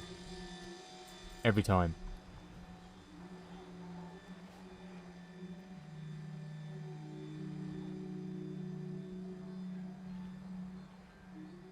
I thought people would be more, I don't know, wouldn't it be like this? I thought pre-mades would be fun. I thought that when I first started taking PvP more seriously in Classic, when I said I was going to, when I came back to my channel, I thought it'd be a lot more enjoyable than what it was, and it really wasn't. Like, pre-mades are really, really miserable for me. Like I said, I made a handful of friends, but it wasn't fun. So if I could go back and stop myself from doing it, I probably would.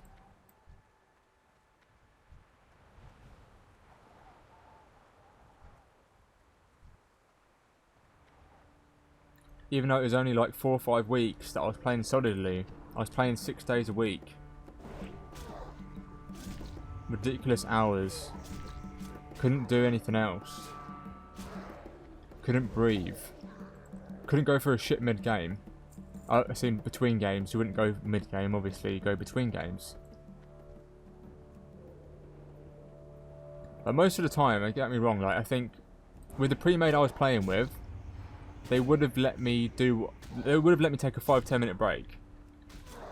But I'm speaking generally, okay? The pre-made I was playing with, they were decent. They were decent to an extent. But I know the person who was running the pre-mades is actually a really nice guy. So it's nothing. I'm not saying anything towards him. He's a really nice guy. Still friends with him now. He's one of the few friends I actually made doing pre-mades.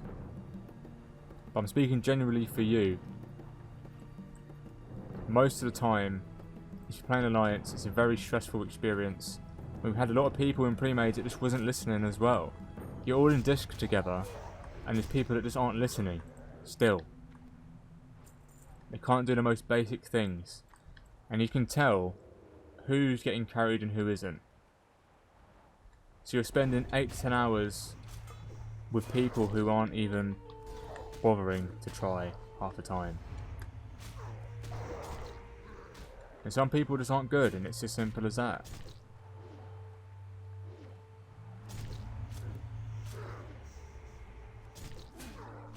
There's nothing wrong with not being good at the game, like, well, when you say good, like above average, there's nothing wrong with that. People have to start somewhere, right? They have to get good from somewhere.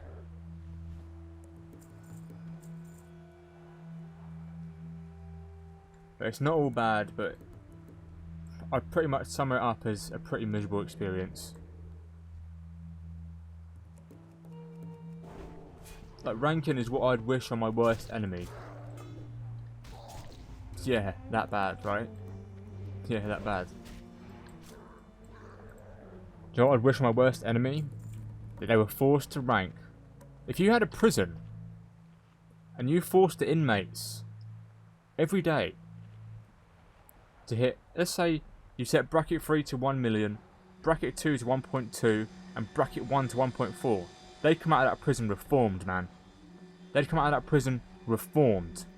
They would never commit a crime again. Because you know why? They don't want to go through that shit again in prison. Being forced to rank. They probably do that. I'm not even going to say what I was going to say. I'm not going to say that. I was about to say something very bad. It probably would have got my channel taken down from that one sentence. You could probably guess what I was going to say, but I'm not going to say it. Let's just say they'd probably do that somewhere else in the world. I'm not going to say what I was going to say. They'd probably do that form of torture somewhere in the world. You know what I'm saying? You know what I'm saying? And fucking that'd reform prisoners, man. That'd reform them to fuck. If the fucking CO was behind them with a baton and said you've got to get at least 1 million this week, or you're not fucking eating, or I'm gonna slap the backs of your fucking legs with a baton, they'd do that shit, man. They do that shit. It's just the worst form of fucking torture, man. I imagine hell existed, but in hell, you had to fucking farm honor on WoW Classic. I'd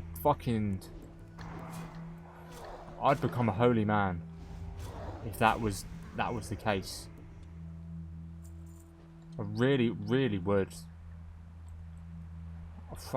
I'd become Christian in a heartbeat.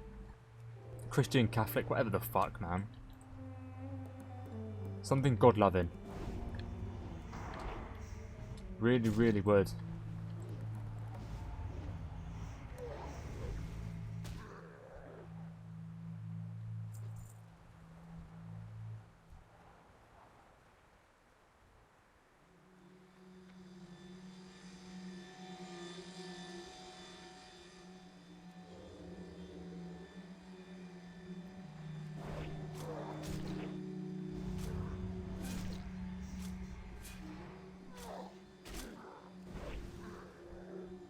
I bet that is a form of torture somewhere. Someone is torturing someone with that. It must be. Don't need physical torture. You just have to destroy their mental health. Day by day. On this game. Before you know it, they'll be going insane. Insane.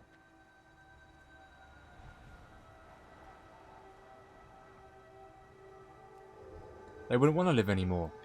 They wouldn't want to do anything. That would break them. That would break their spirit.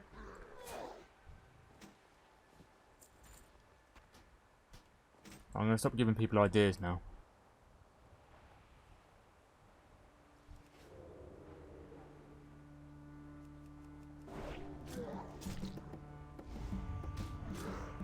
Good form of punishment for your kids, right? Just kidding, just kidding, just kidding.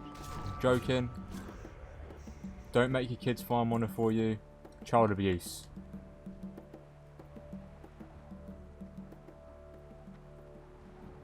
Do not do that.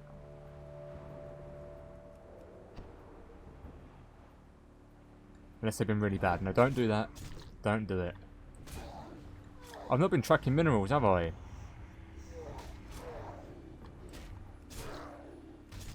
Why is there a fucking copper vein in Desolus, man? No one wants that.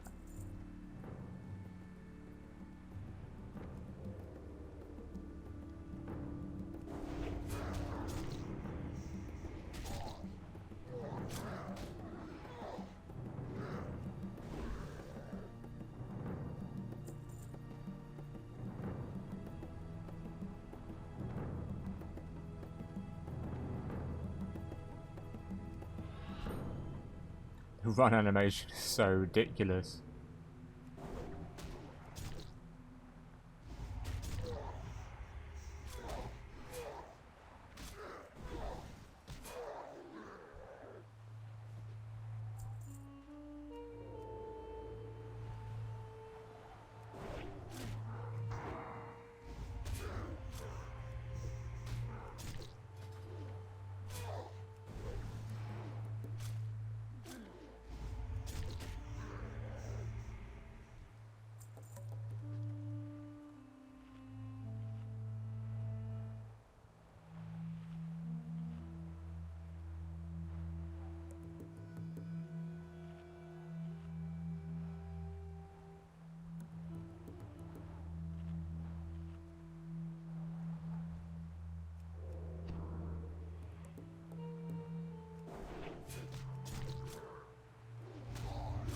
trying to think of things I'd...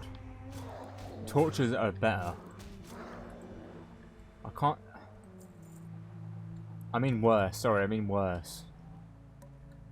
Unless you're having intense physical pain. Like someone ripping off your fucking fingernails. Like... I'd rather be Chinese burned on my arms 1,000 times. What's it called? When they twist, you twist your arm. Doing 35. Then rank on a high pop. If someone said, right, you can rank on a low pop, but you've got to go through 500 Chinese burns first, I'd say go for it. Just please do it 1 minute at a time. Know what I'm saying? Whoa, I've got 2 talent points. Oh shit. Been slacking, boys, sorry.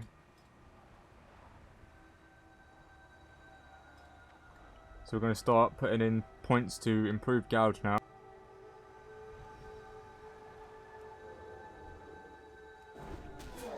I'm starting to think, because I haven't seen anyone. I saw that warlock earlier, right? But for the most part I don't see anyone, so there's not really much point me dipping into the assassination tree, because when I made the first spec, there was more world PvP around your level. And even now on high pop servers, there isn't really that. World PvP is sort of... It's just 60s killing low levels pretty much now, right? You'll have the occasional fight where you'll fight someone your level. Or around your level. But it's occasional. Whereas when the Classic first launched, it was pretty much non-stop. So I'm thinking I'm going to go down combat. Get some extra hit or something. And then when I hit like 50s, probably like 53, 54, approaching 60, I'll probably respec. Depends. Might just respec at 60. That's what I'm thinking of doing right now, just to make the leveling process even faster.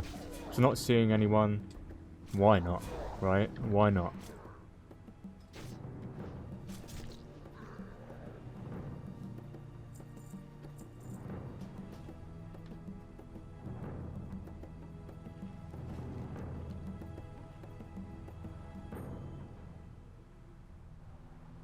Oh god, excuse me.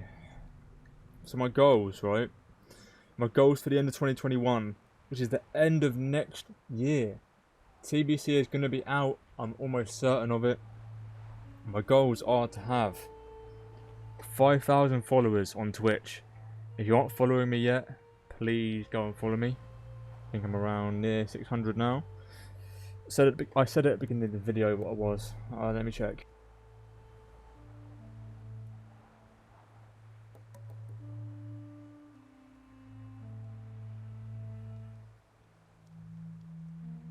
I'm 584 followers right now on Twitch.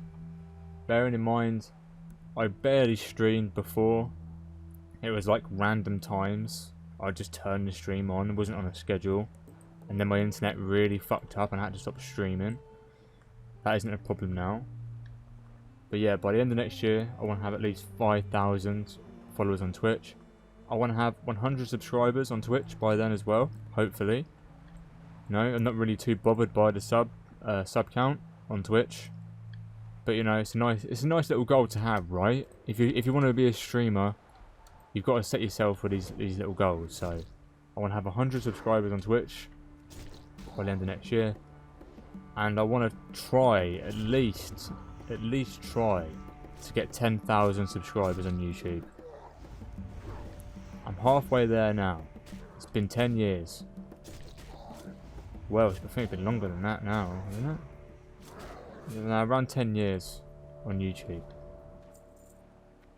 I think I joined in 2009, if I remember right. So if I hit 10k by the end of next year, I'm happy. But I'm going to start prioritising Twitch.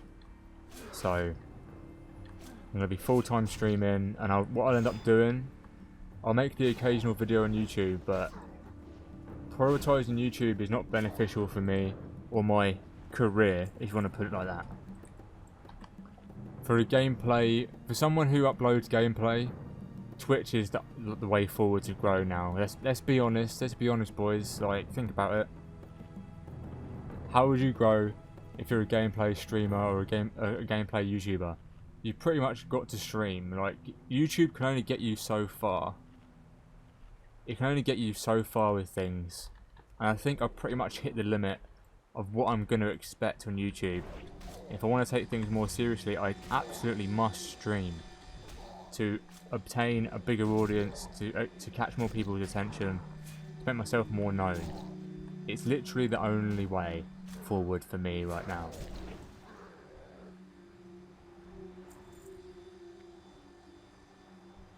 Also gives me a chance to actually interact with you personally.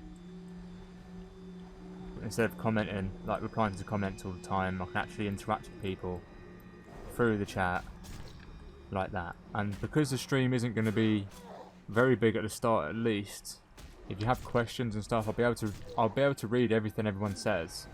I don't think I'm going to be as big as AzAMOuS or anything like that, where you like have the chat scrolling so much that you can't read anything. Like, I'm never gonna, let's be honest, I'm never gonna be that big. I know people say to never say never, but I don't think it's realistic for me to say, oh, I'm gonna be as big as AzAMOuS, because he's literally 1 in a million. And even I love AzAMOuS, man. I subscribe to his channel with my Twitch Primes. That guy entertains me like no other. Literally, he is the chosen one for WoW. Obviously, you have different streamers. You have different things you like to watch. Can I mine that yet? Can't mine it. But yeah, it's not realistic to come out and say I'm gonna be top Twitch streamer. I want to be top 100. I want to be top 100 in streamer category by the end of next year. That's another goal. At least top 100. And if the stream really goes well, it literally will mean I will 100% play Wrath. If the stream goes well for me.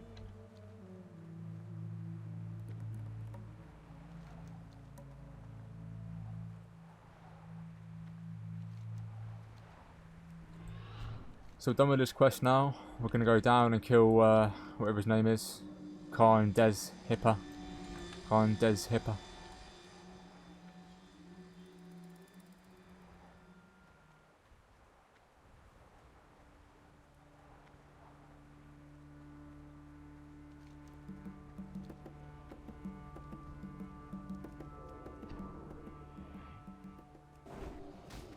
But I've got a funny feeling that next year is going to be a good year for me. It's going to be a good year. I know 2020's been a shit year for everyone, but it's been pretty bad for me as well. Pretty bad. I'm hoping next year is going to be a lot different, especially when I'm streaming full time. But being unemployed sucks, man.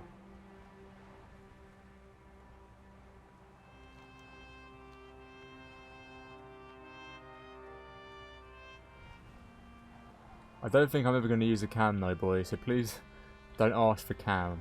It's not that I'm ugly or anything. Maybe some people think I am, but I just don't feel... I can't do what AzAMOuS does, where he has 20,000 people looking at his face at one time. That's a lot of pressure, man. It's like I was watching his stream on his other channel when he was doing Dark Souls 2, and he sounded so much more relaxed. Like, so much more relaxed. Because he didn't have the pressure of people looking at him. And I think if I had the pressure of people looking at me, I wouldn't be able to stream. And I think a lot of you guys would be the same. If you were a streamer, could you really deal with people looking at you all the time? I think it takes a lot of confidence, and you have to be a special kind of person to want to do that, or to be okay with doing that. There's iron there, so we're going to mine that.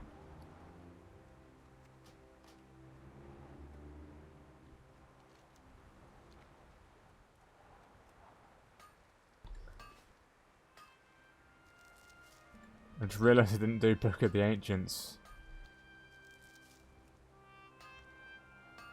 Talking too much, talking too much.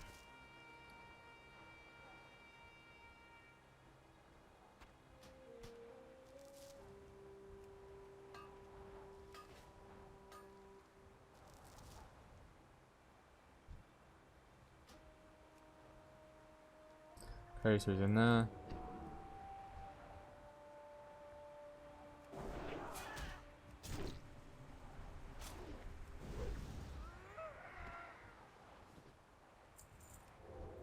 Like, I understand, like, when you have a cam on, you have more of a personal connection with the people that are watching you. But I think people will generally just watch me for the gameplay anyway, and that'll be it.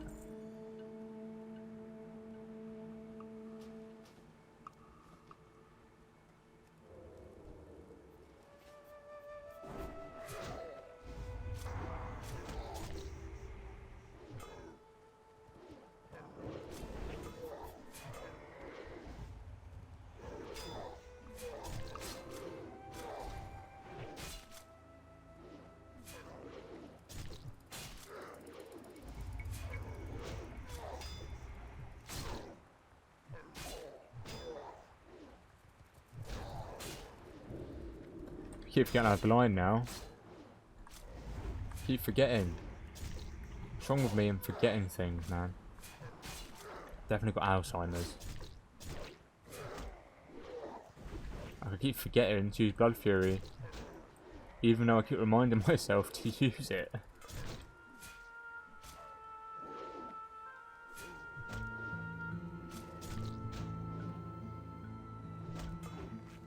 And he blocked my gouge. Oh, missed.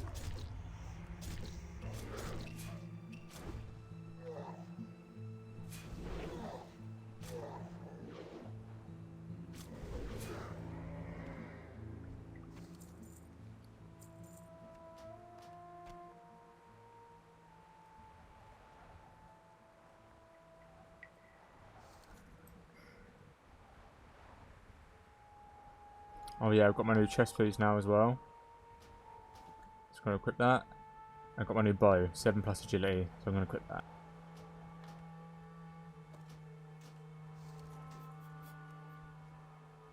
I need to buy some arrows though. Probably forget, knowing me.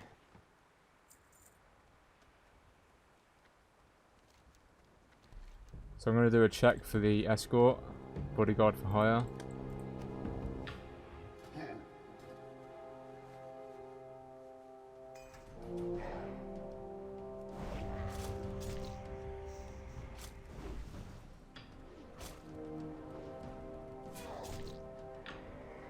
Yeah, if you've part with my rant today, I appreciate you.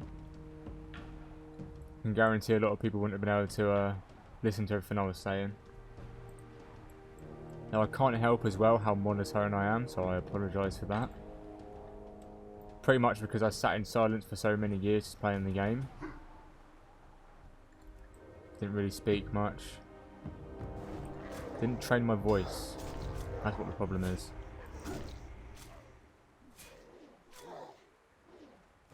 Remember, some days I used to only say one sentence. 1 or 2 sentences and that was it.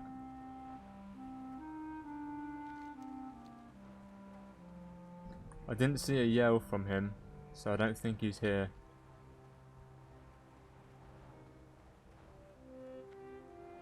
Look at that, boys!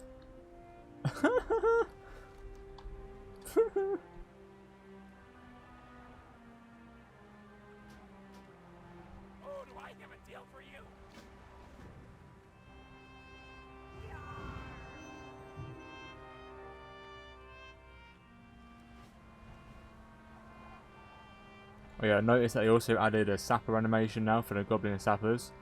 So it does like an earthquake when you sapper now. Which is nice. But what the fuck?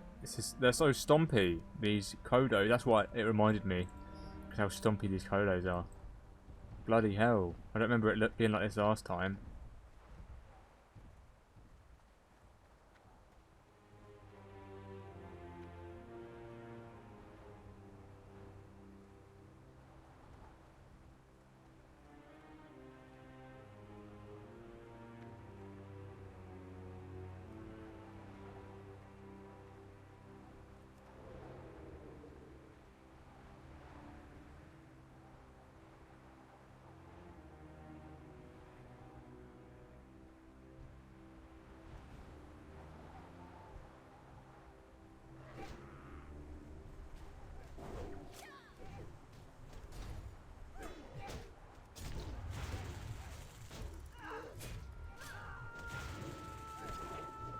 this quest is pretty tough. I might have failed it. Got to pay attention to Giddleton's health. He is pretty strong though, but yeah, it's hard to kill 4 mobs that are around your level.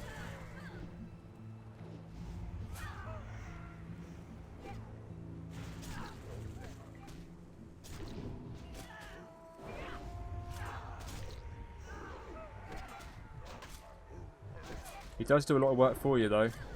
I'll give him that. I should have sapped one. The fuck is he attacking me from there for? Could you cause for help?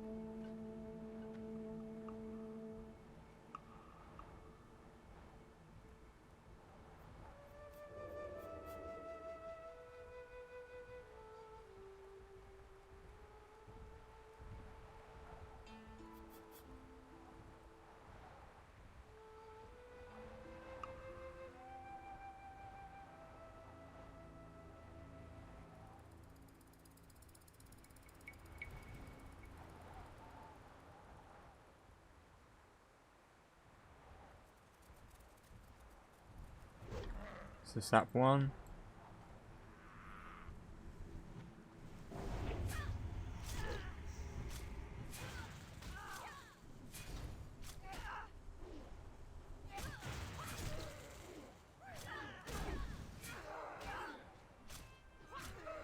What's low? Right, this is the lowest, so we're going to wait for our backstab. There we go.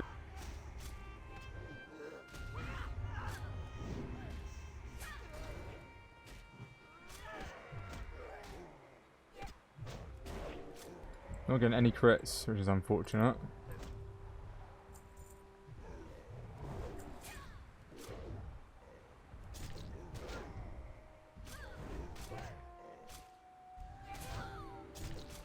Oh, little lag spike there.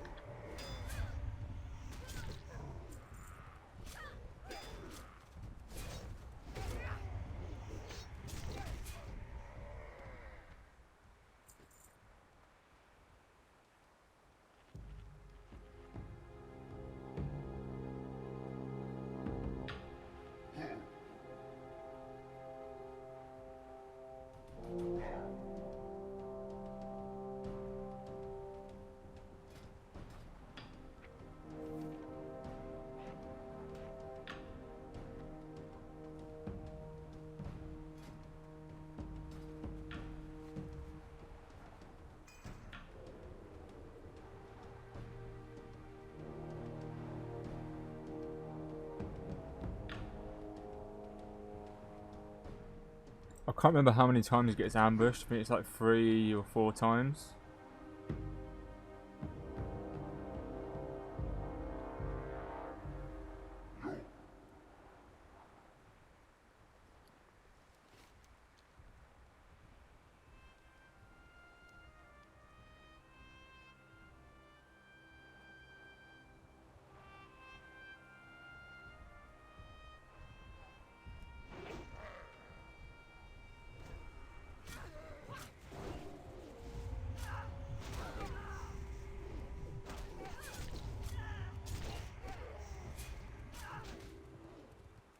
I do think if you let one of the Kodos die that it's over though, so you have to be very careful.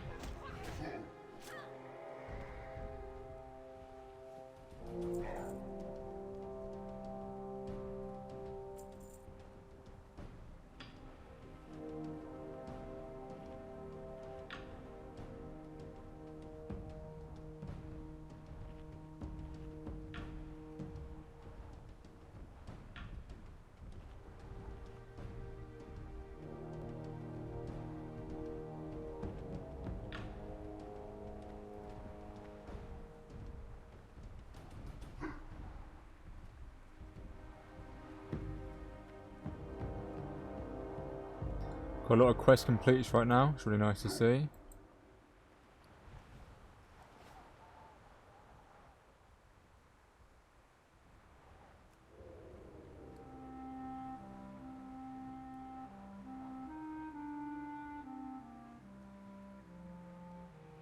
Okay, so we're done now.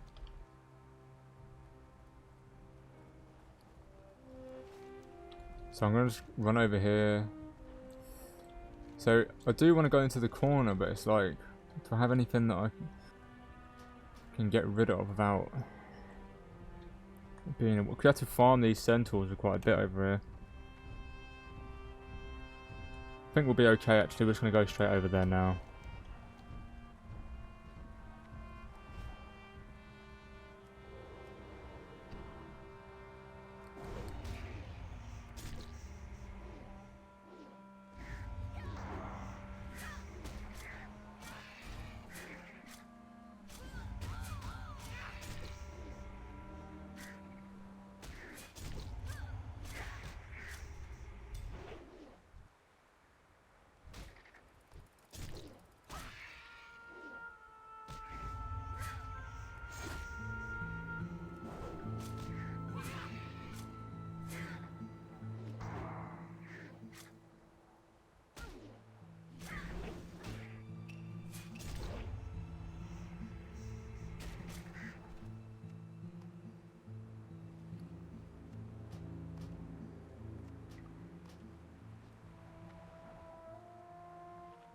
So one thing I'm running low on is food. Never thought I'd say that.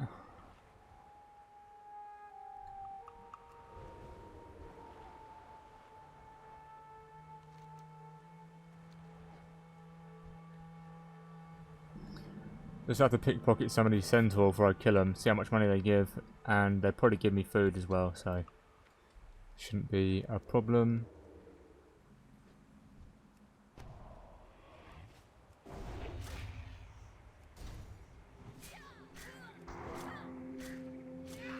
Yeah, so these are the Magra, and we want reputation with the Gelkis, so we have to kill a lot of Magram until we are I think it's neutral or friendly.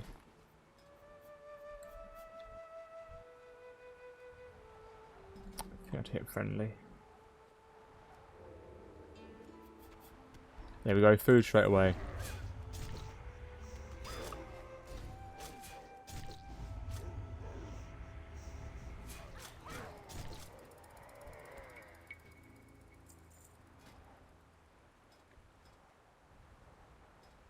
So we have to hit friendly, shouldn't take us too long.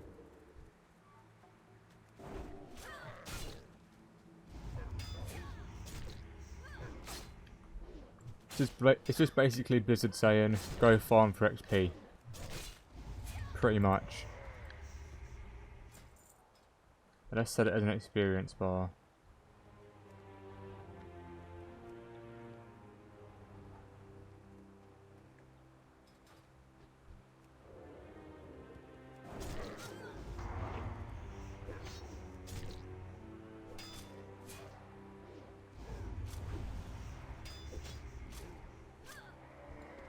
We've got a nice little chunk from that kill. It shouldn't take us too long.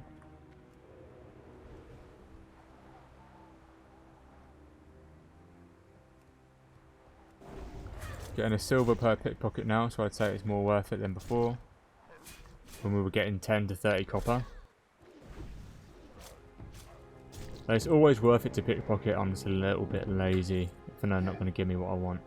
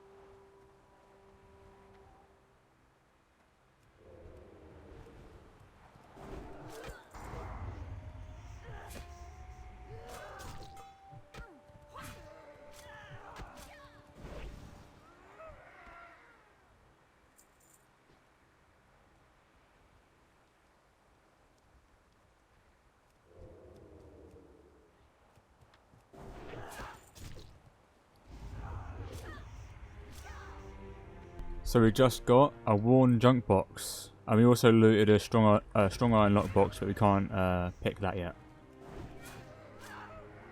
So the worn ones are what we want to be picking, and if these guys are dropping it, that's very good for us. So I've already binded pick lock. Okay then. So we're going to open it up. If we get really ultra lucky, it can drop a dagger as far as I know, but I haven't seen any myself yet. And we just get loads of blinding powder. So we're going to definitely pickpocket all of these mobs now. There's an iron deposit over there as well. Got another one, very nice. And we'll be done with this quest very soon.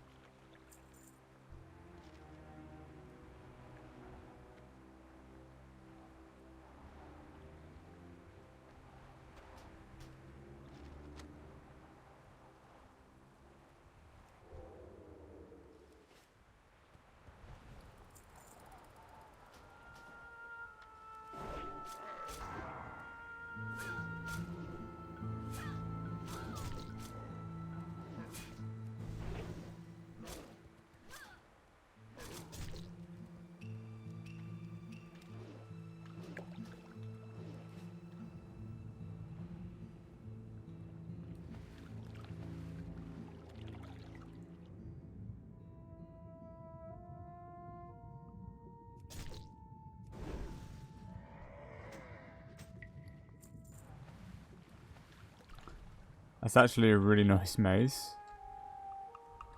1 gold, 77 copper to the vendor. Nice.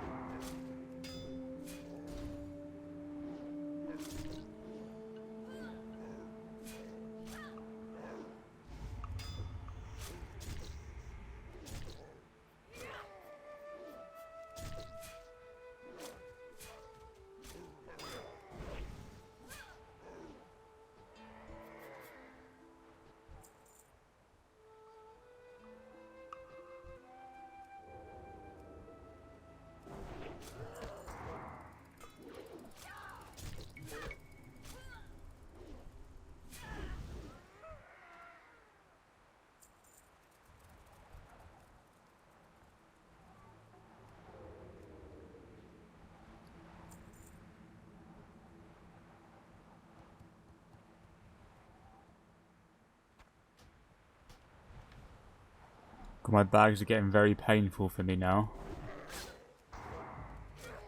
I really need to sell. We haven't been back for so long now. To a vendor, I mean.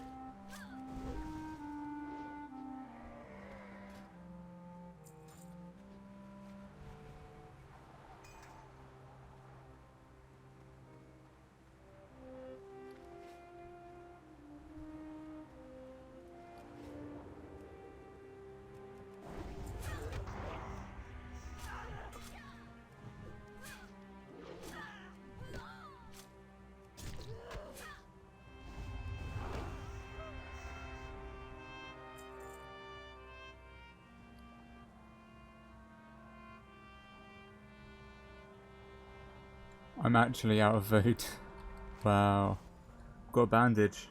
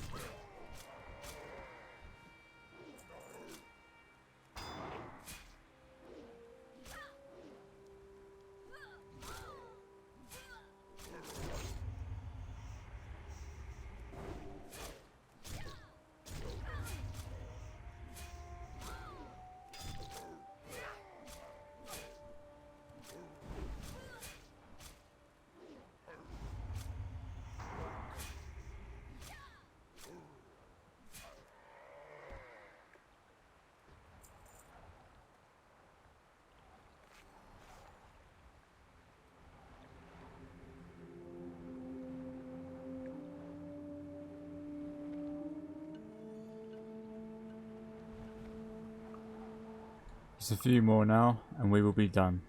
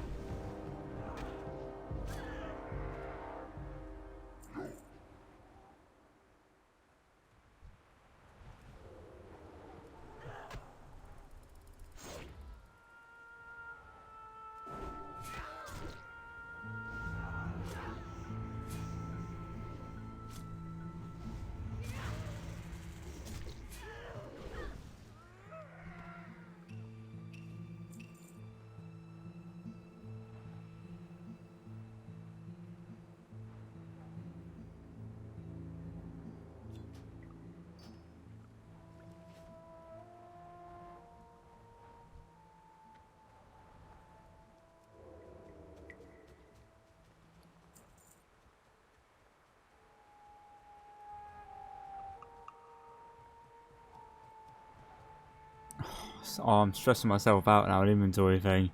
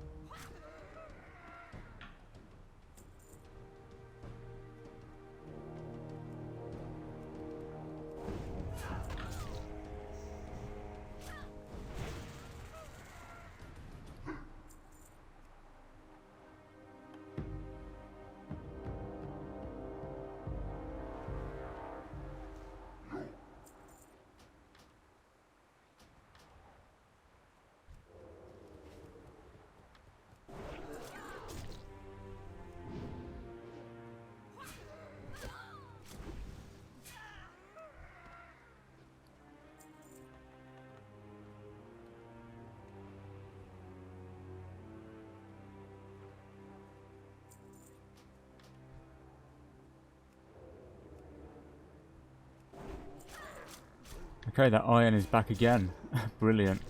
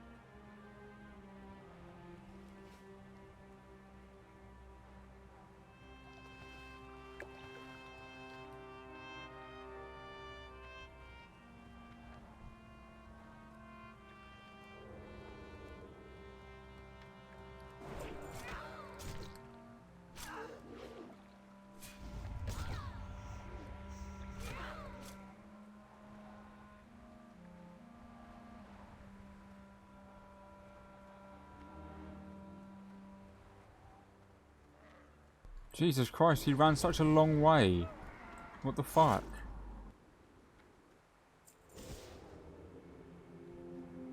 You guys saw that, like he ran so far.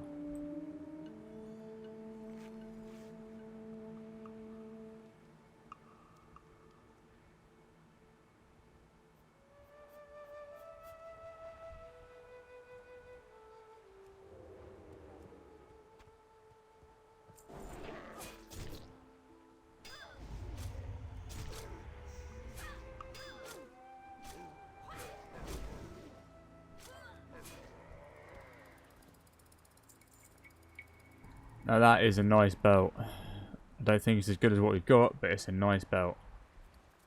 I'm getting a lot of greens dropped from these, like.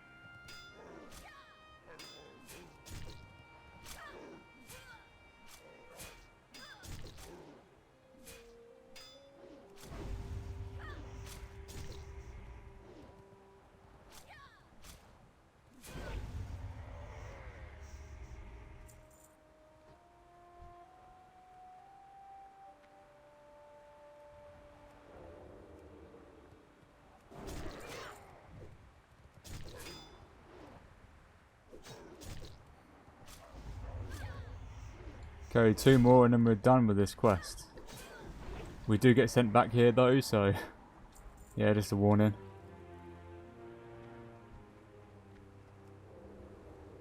we've gotten a hell of a lot of XP.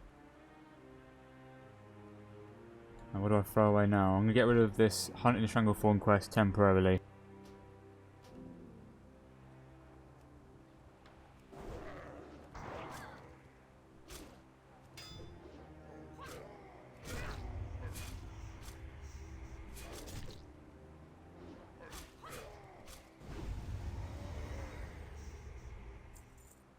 Okay, so now we're friendly with the Gilkis. So we can now turn in that quest, as far as I know. Yep. Let me speak to whatever his name, the Wise, Youthek the Wise, which is who is down here.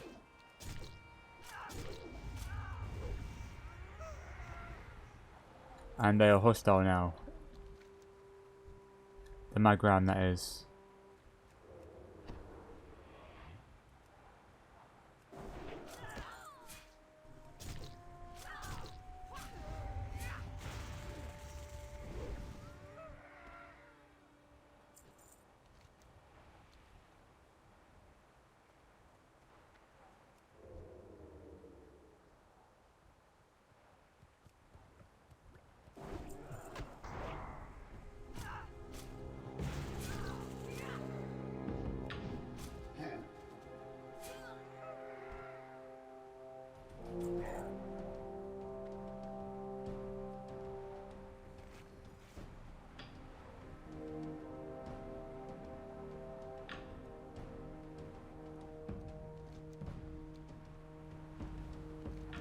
So we're going to return these quests now and actually sell some items.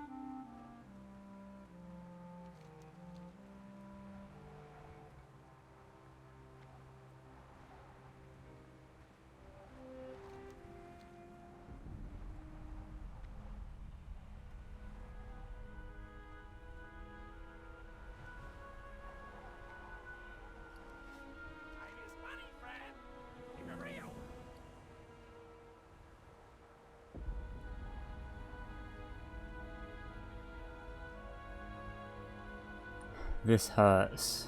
It really hurts. Having to pick something to get rid of. I'm just going to come back to him. There's too much pressure on me now.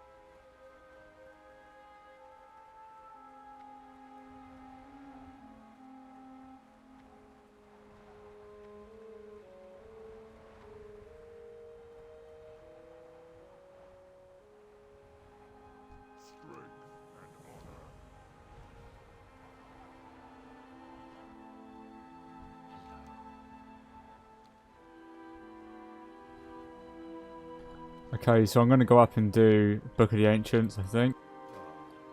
So I forgot to do it earlier because I was too busy talking. So I'm going to buy some delicious cave mold. We don't need the really expensive food.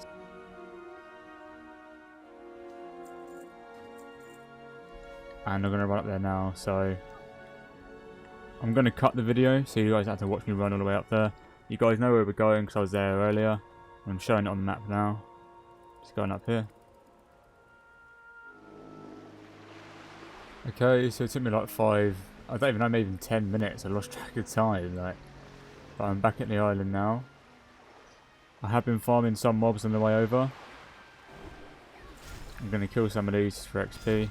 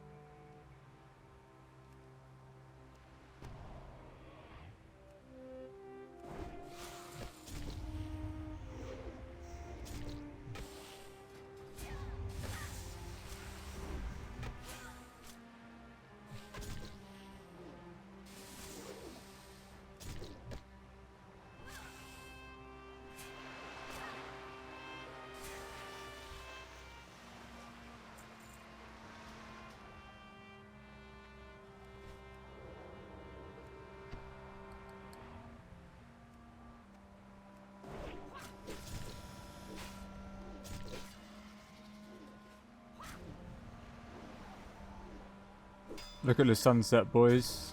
Soak the view in.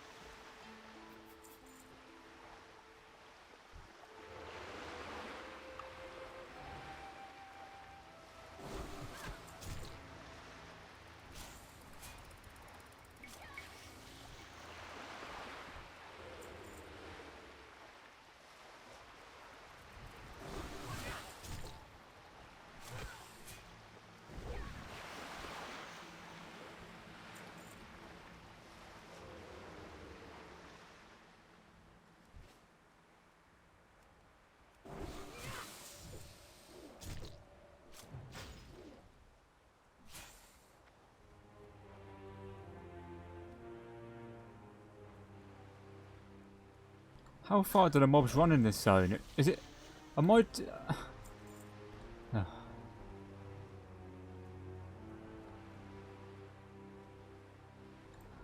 So here's where we use a gem of the serpent. Just right click it.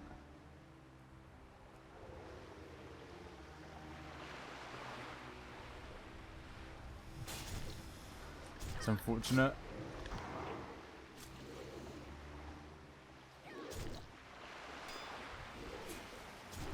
I'm going to rupture him because he's pretty tough.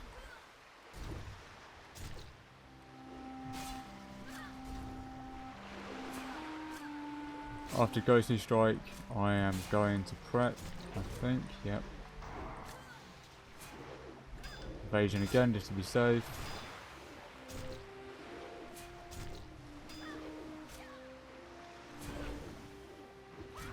Ghostly Strike.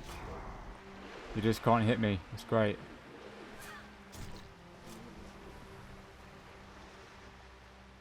Now we've got the Book of the Ancients, so we're going to turn that back into AzAMOuS.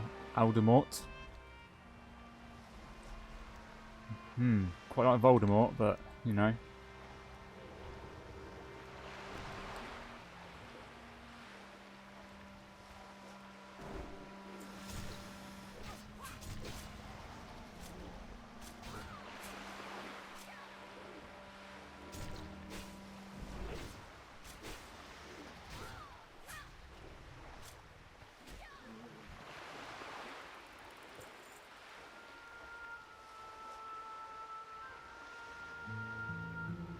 Okay, so we're just going to swim back over and return a quest, so I'm going to do another time skip.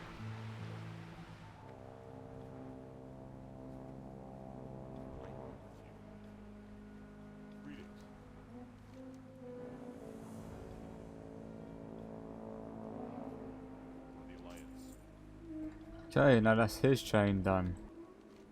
So I'm wondering whether I should go and get the Bone Collector quest. I think I will. So I'm just running up the road to that quest. I may kill mobs on the way for more XP. I'm going to do another time skip. Keep it real.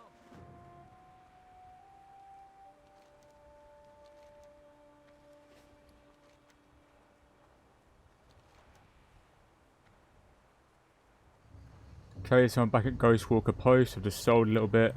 I'm going to buy some more food. And we're going to return the quests that we have around here. Then do Kodo Roundup. Probably will do Bone Collector. Pick up Ghostoplasm Roundup. And then yeah.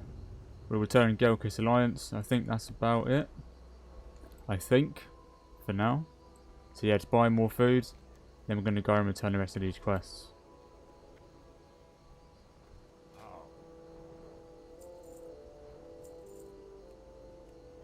Got quite a lot of gold today. We've got like 10 gold or something.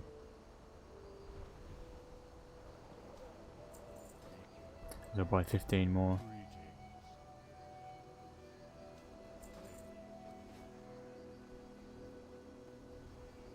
Yeah, I've just been mob grinding, just going back and forth between mobs, killing mobs for XP. Nice, gives us a nice cape. We'll go to Orgrimmar. So one of the zones we have to do soon is Altrak. We could have gone there sooner. I probably could have gone there earlier, to be honest, for Desolus, but you know, what's done is done. And it's still in the green ratio, so when we hit 36, 30 is our lowest level green, as far as I know.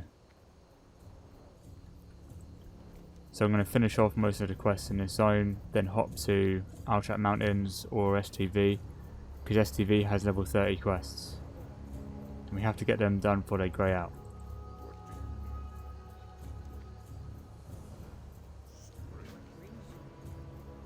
Ignore that quest. But yeah, we've got quite a lot of XP in this zone.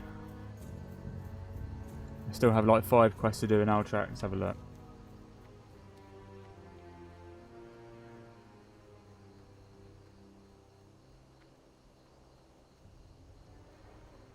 At least 7 quests to do in Altrak. And then we have the quest to do in STV, so we're going to fly to 40. So yeah, I could have come here a lot later than I did.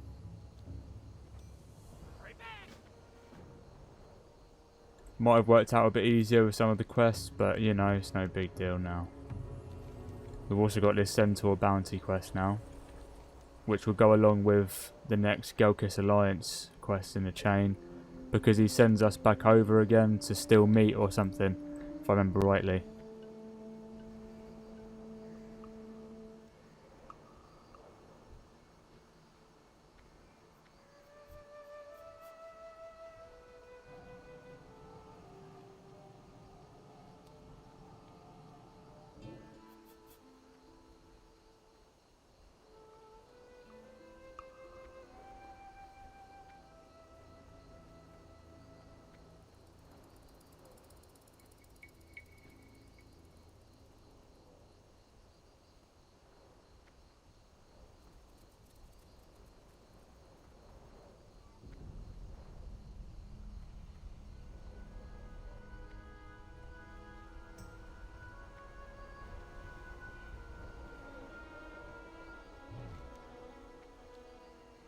Okay, there's iron all around me, so I'm going to be mining all that.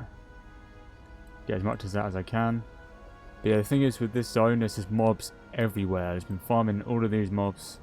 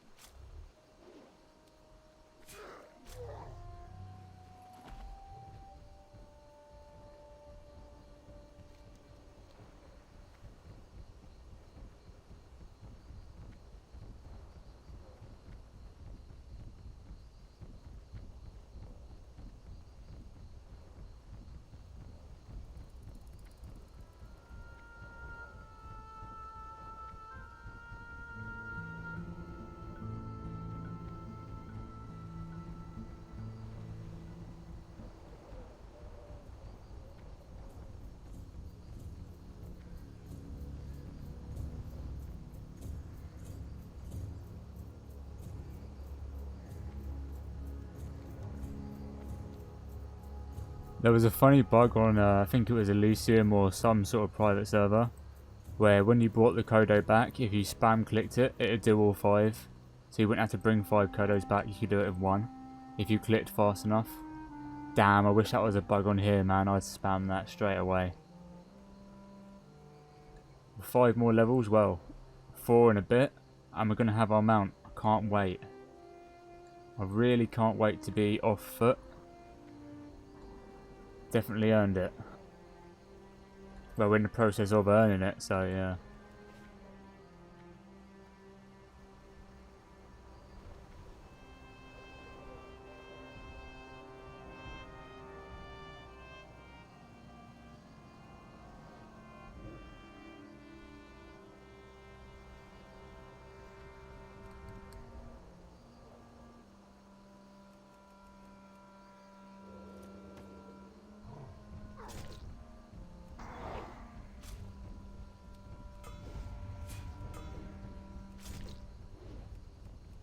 I think I'm just going to leave these mobs because they're too much of a hassle for me. And look, I'm just missing gouges, kidney shots, everything.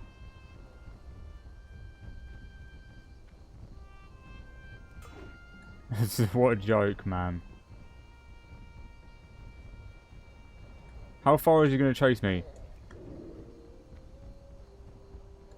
Ridiculous game. Ridiculous, ridiculous game. To be fair, the quest is higher level. Shouldn't really be doing it, but I can get away with it. Because it's one of them loot spawn ones.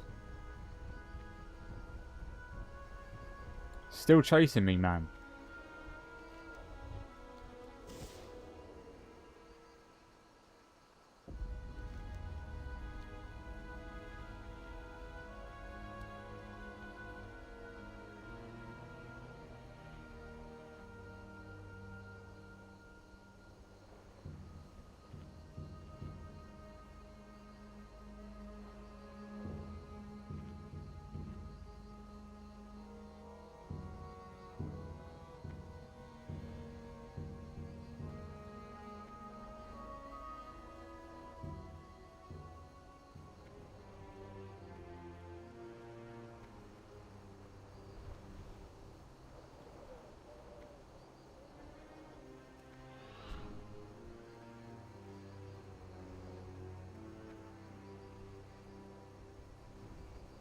Oh, Kodo bones already respawned.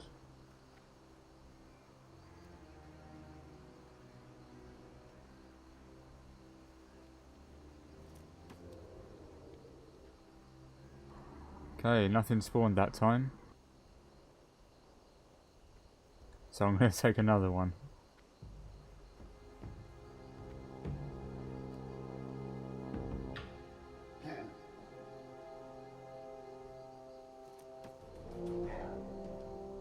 Have I found a way of bugging it? By stealthing like that? Let's try, if it works the 3rd time doing it like that, then I know I found a way of doing it without the Kodos even spawning. Has to be a bug, surely.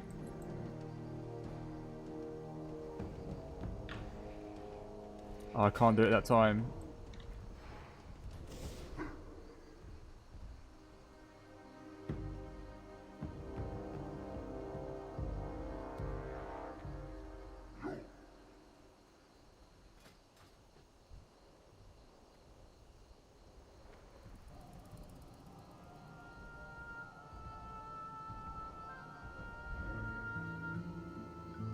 I like how the Kodo completely changes.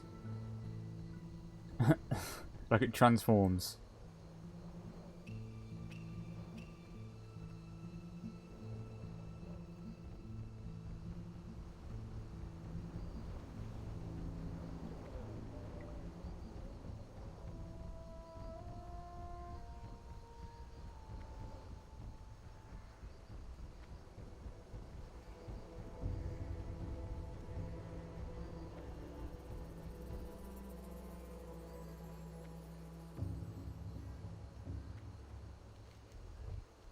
One more, just one more. We need to get 5 more Kodo bones as well.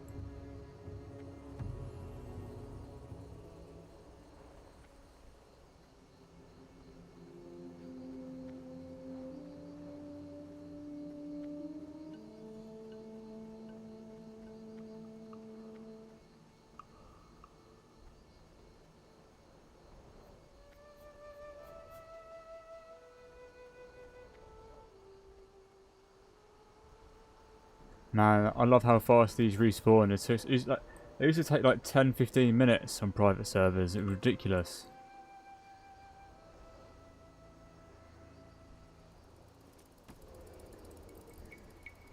A little bit slow, but we still got away there. Just gonna wait a second for stealth.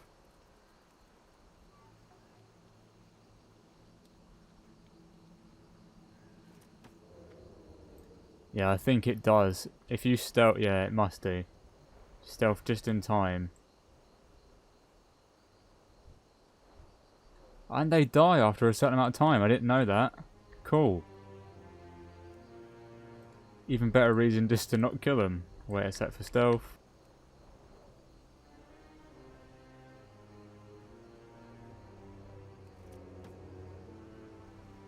Ah, it does spawn.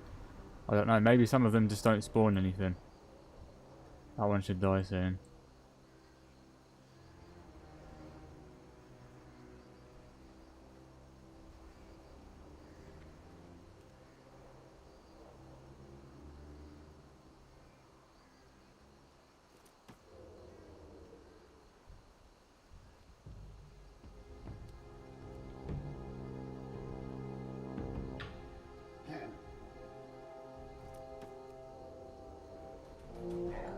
Okay.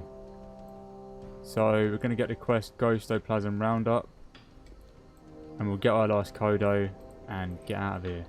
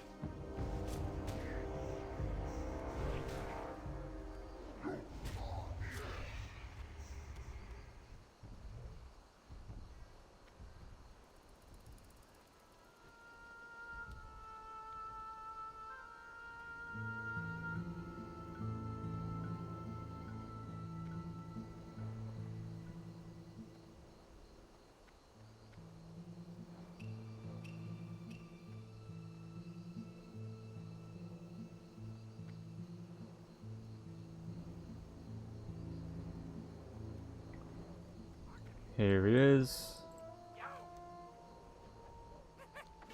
We won't be doing this quest for a while, I think. It's a little bit tough.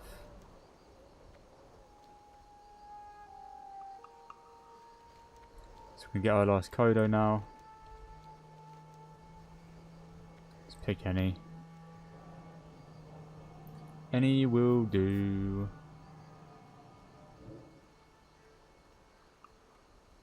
Okay, now let's get out of here.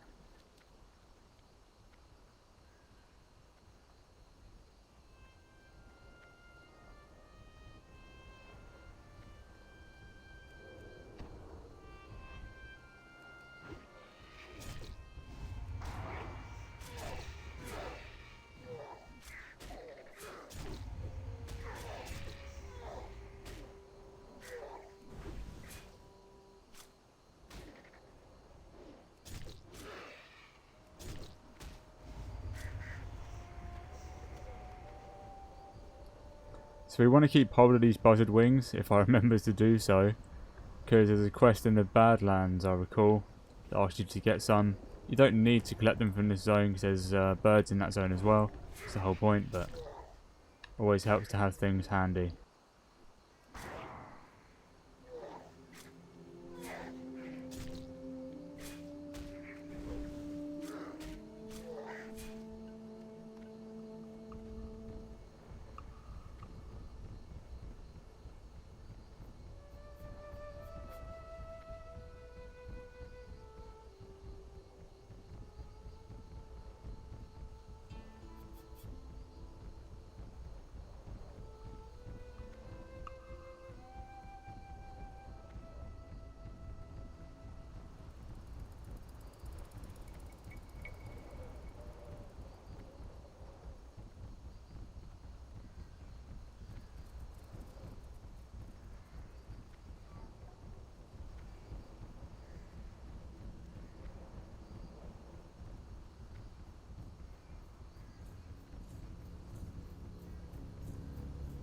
Here we go, last one.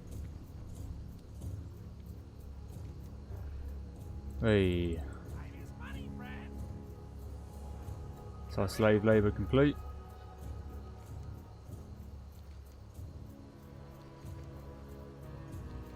Gonna go up and return Bone Collector now, and I'm gonna grind mobs all the way up. So I'm not gonna record this, it's a waste of you guys' time watching me just kill mobs. You all know how, you've been watching me do it the whole time. It's the same thing, just ambushing them to death. So I'll do a time skip when we get to the NPC.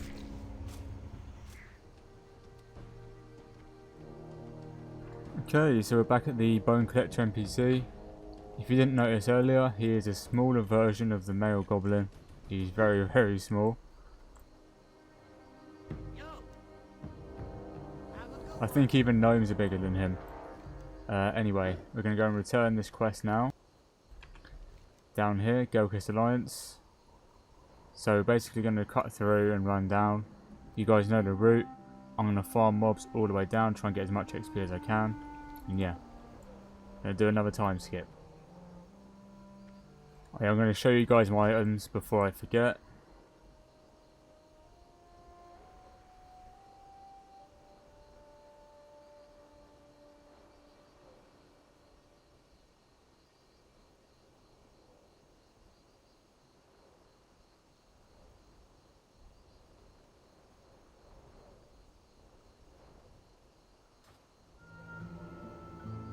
Okay, so Court Gizzleton is down here right now. Basically, after you do the escort, and you escort him obviously down the road, he actually runs all the way across, runs back around, then resets, and after like 10-15 minutes, he then runs to this location on the map, and you can do Gizzleton Caravan. Obviously, I'm not going to be doing this right now because it's a little bit tough, and I don't want to die killing mobs 38-39, because 4 of them spawn at a time, as we saw before, and this is the tougher version of that escort. But what happens is, he actually spawns a Superceller 680 as he comes back around, and he stands here for a while. And this mob sells all sorts of cooking recipes, which you're going to want to buy, and also scrolls. So I'm probably going to end up buying a lot of this stuff.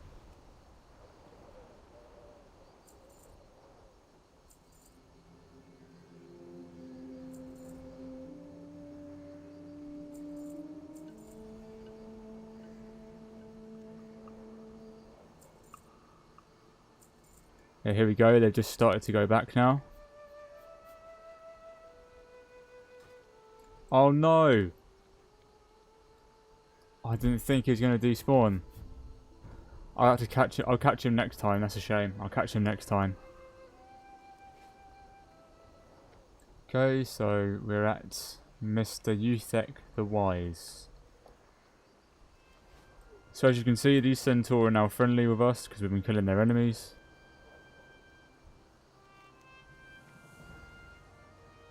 And he wants us to go and steal meat, and he'll give us some nice arrows for that. Meat's over there. I'm going back to town quickly to sell and return these quests, see how far I get into the level. And I think we will also do the blood belly fish quest as well. I'll show you guys how to farm the shellfish traps for money. So we're going to pick up Rune Wildmane's quest again now.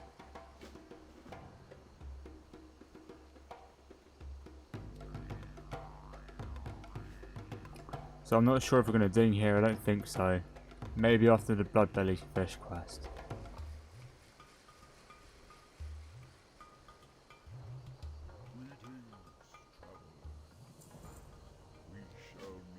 Yeah, he wants us to deal with the demons, but we're not going to be doing any of that yet.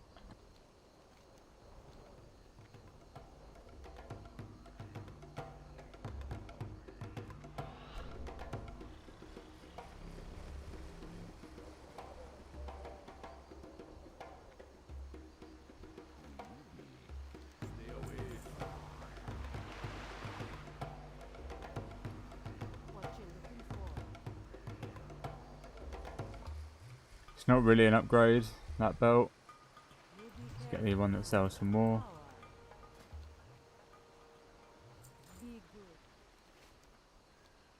Okay, and I'm going to set my hearthstone here as well whilst I remember, even though it's a bit too late. But we are doing a few more quests in this zone before we properly leave, so nothing lost, nothing really gained. Would have been helpful earlier, but I guess it doesn't really matter because we were doing all the quests anyway. It actually worked out really well on this route, how we came back and had all the quests done.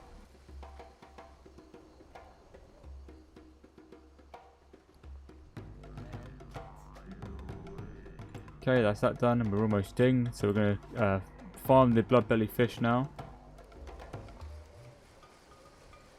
So we need to do, we need to get some shellfish for that.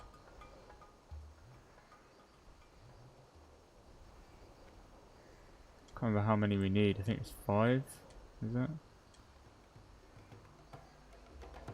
This guy will tell us. So yeah, we need 10 shellfish to finish this quest. So yeah, when I was leveling my priests about 3-4 weeks ago, there was a druid bot here. So it was pretty hard to compete with him to actually farm the shellfish traps, but he's not here now. I haven't actually seen him in quite a while. I've been doing /who for him. Maybe he got banned, or maybe he just got bored of botting this area. So there's me and level 31 rogue in this zone right now, and that's it. Nice and peaceful. I do have underwater breathing potions. I think I'm going to pop one. But actually now I'm going to go over there and use that. I'll pop the pot when I'm actually farming these properly at around level 40.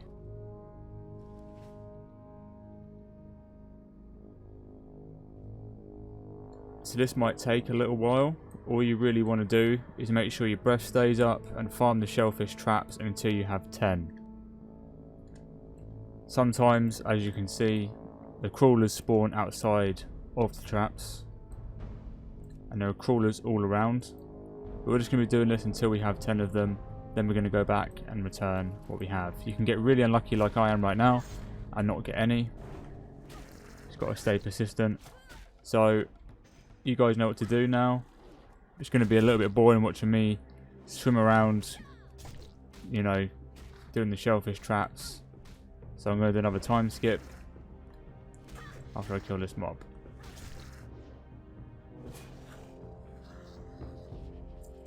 One more thing I'll say before I actually time skip to the end of me finishing this is they can sometimes drop 2, as you can see in my chat log, but you need to keep your eyes peeled around the edges because there can be some, they're very scattered all over the place in this area. Just got to keep your eyes open. So there's one over here, and if you get a good route going, so one there, one here, it respawns very quickly, so you constantly be on a cycle of going around and seeing them. Just swim around and you're definitely going to find enough shellfish traps, especially if no one else is farming this area, in which case it'll be very easy for you to get your level 40 mount because of that.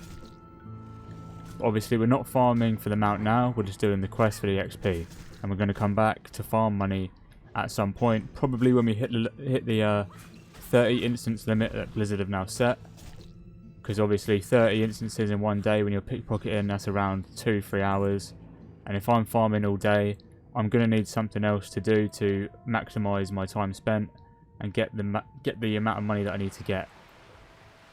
Obviously, as you guys know, I can't farm the auction house or anything like that. I wasn't planning to anyway. I could have on my priest with the potions I can make, but I'm just going to be pickpocketing and farming the shellfish traps for my money, for my mount, and then I'm going to hit rank 11, which means I get my mount, my epic mount for 90 gold, and that's all I have to pay. So I'm paying 90 gold 2 times for my 60% and my 100%. If you didn't know about that, yep, you get rank 11. You can just buy the epic mount for 90 gold and you don't have to pay for the training. You can just use level 40 training, so you just learned something new if you didn't know that. But yeah, I'm going to do a time skip now, so I've got 4, and when I've got 10, I'll let you guys catch up. Okay, and the second time I literally just cut it, boys. All right, I literally just cut the clip.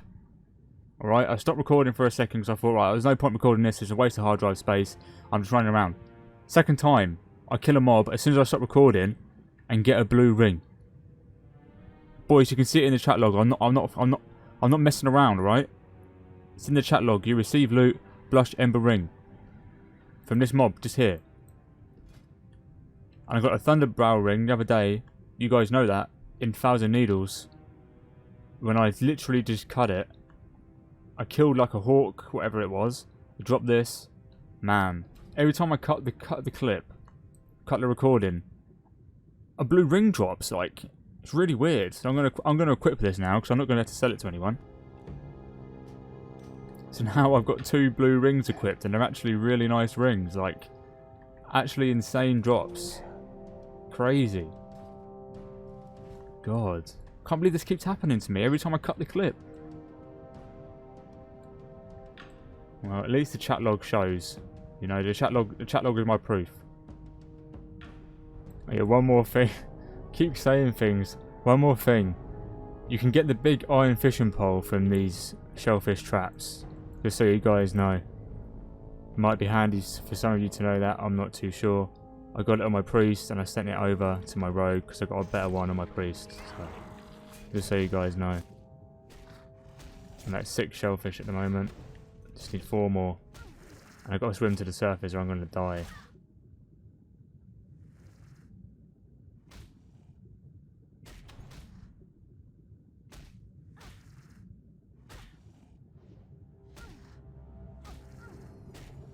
I think I might die.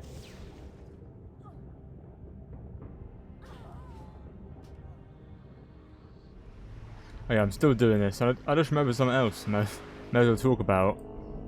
I said earlier that I was going to do this after 30 instance lockout, but I remembered that mobs pickpocket tables reset after like 10-20 minutes. So if you're going to hit the instance lockout from pickpocketing, you can just wait and they'll reset. But I'll probably end up juggling both just for the money. Because this is a very easy way of getting money. So just get one more now.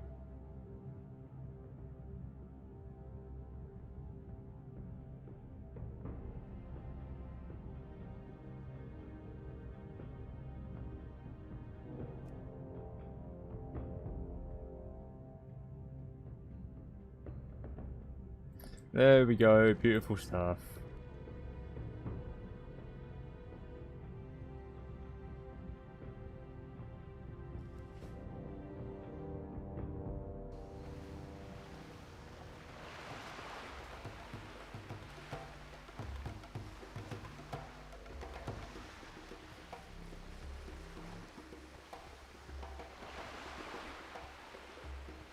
So now he's going to give us money for our hard work.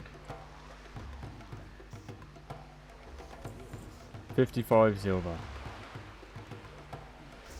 So we just earned 1 gold 10.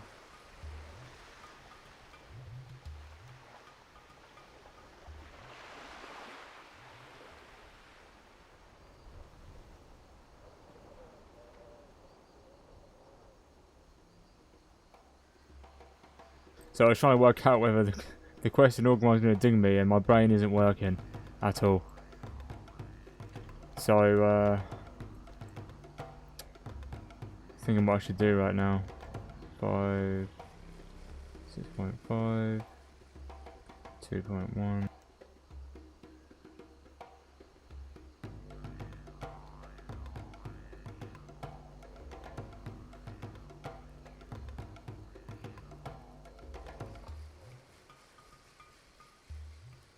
I'm gonna kill a few mobs. And then go back to Orgrimmar and ding 36 and then train.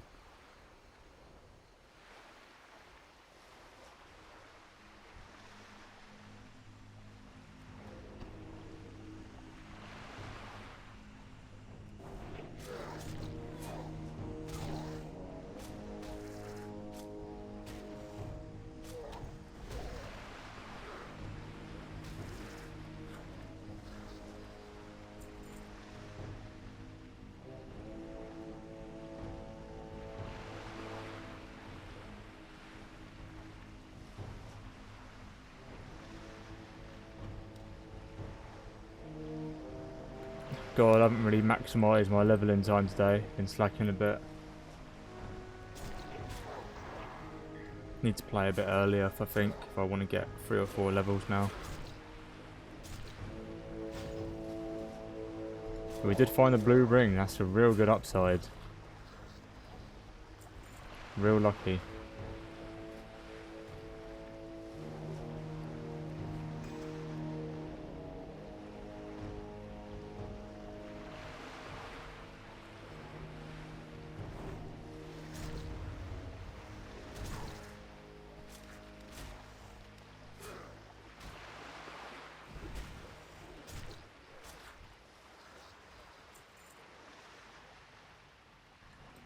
Okay, now I definitely know I'm going to ding when I return the quest.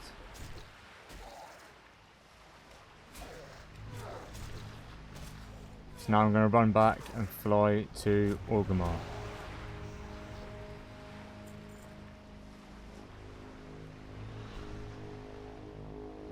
Okay, and here we are. Back to this guy.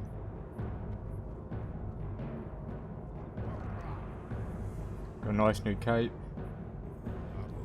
And ding 36. So now we're going to go and train. Here we are again. Back here.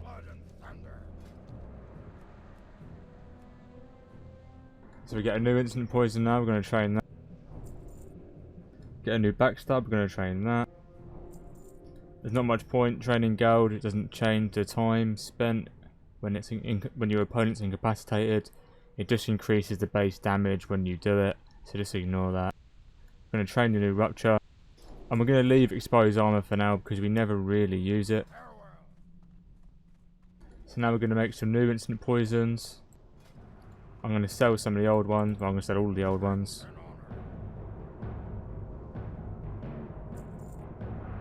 Where are they? I'm blind. There we go.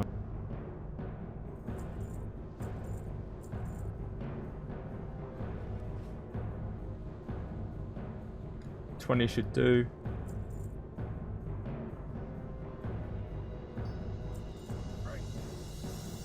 Okay, and I'm going to conclude this episode here for now. Done 2 levels today. I wanted to get more, but you know, shit happens. So I'm going to continue tomorrow. I aim on hitting 38 because tomorrow is Tuesday. I want to do a bit of PvP before the reset. So thank you guys for watching. I hope it's helped. Consider becoming a Patreon supporter if you want to support this playthrough directly. Also, please comment, subscribe, like the video, all that jazz. You know the spiel. You know the spiel. So I'm going to end it here. I'll see you next time. Peace, peace, peace.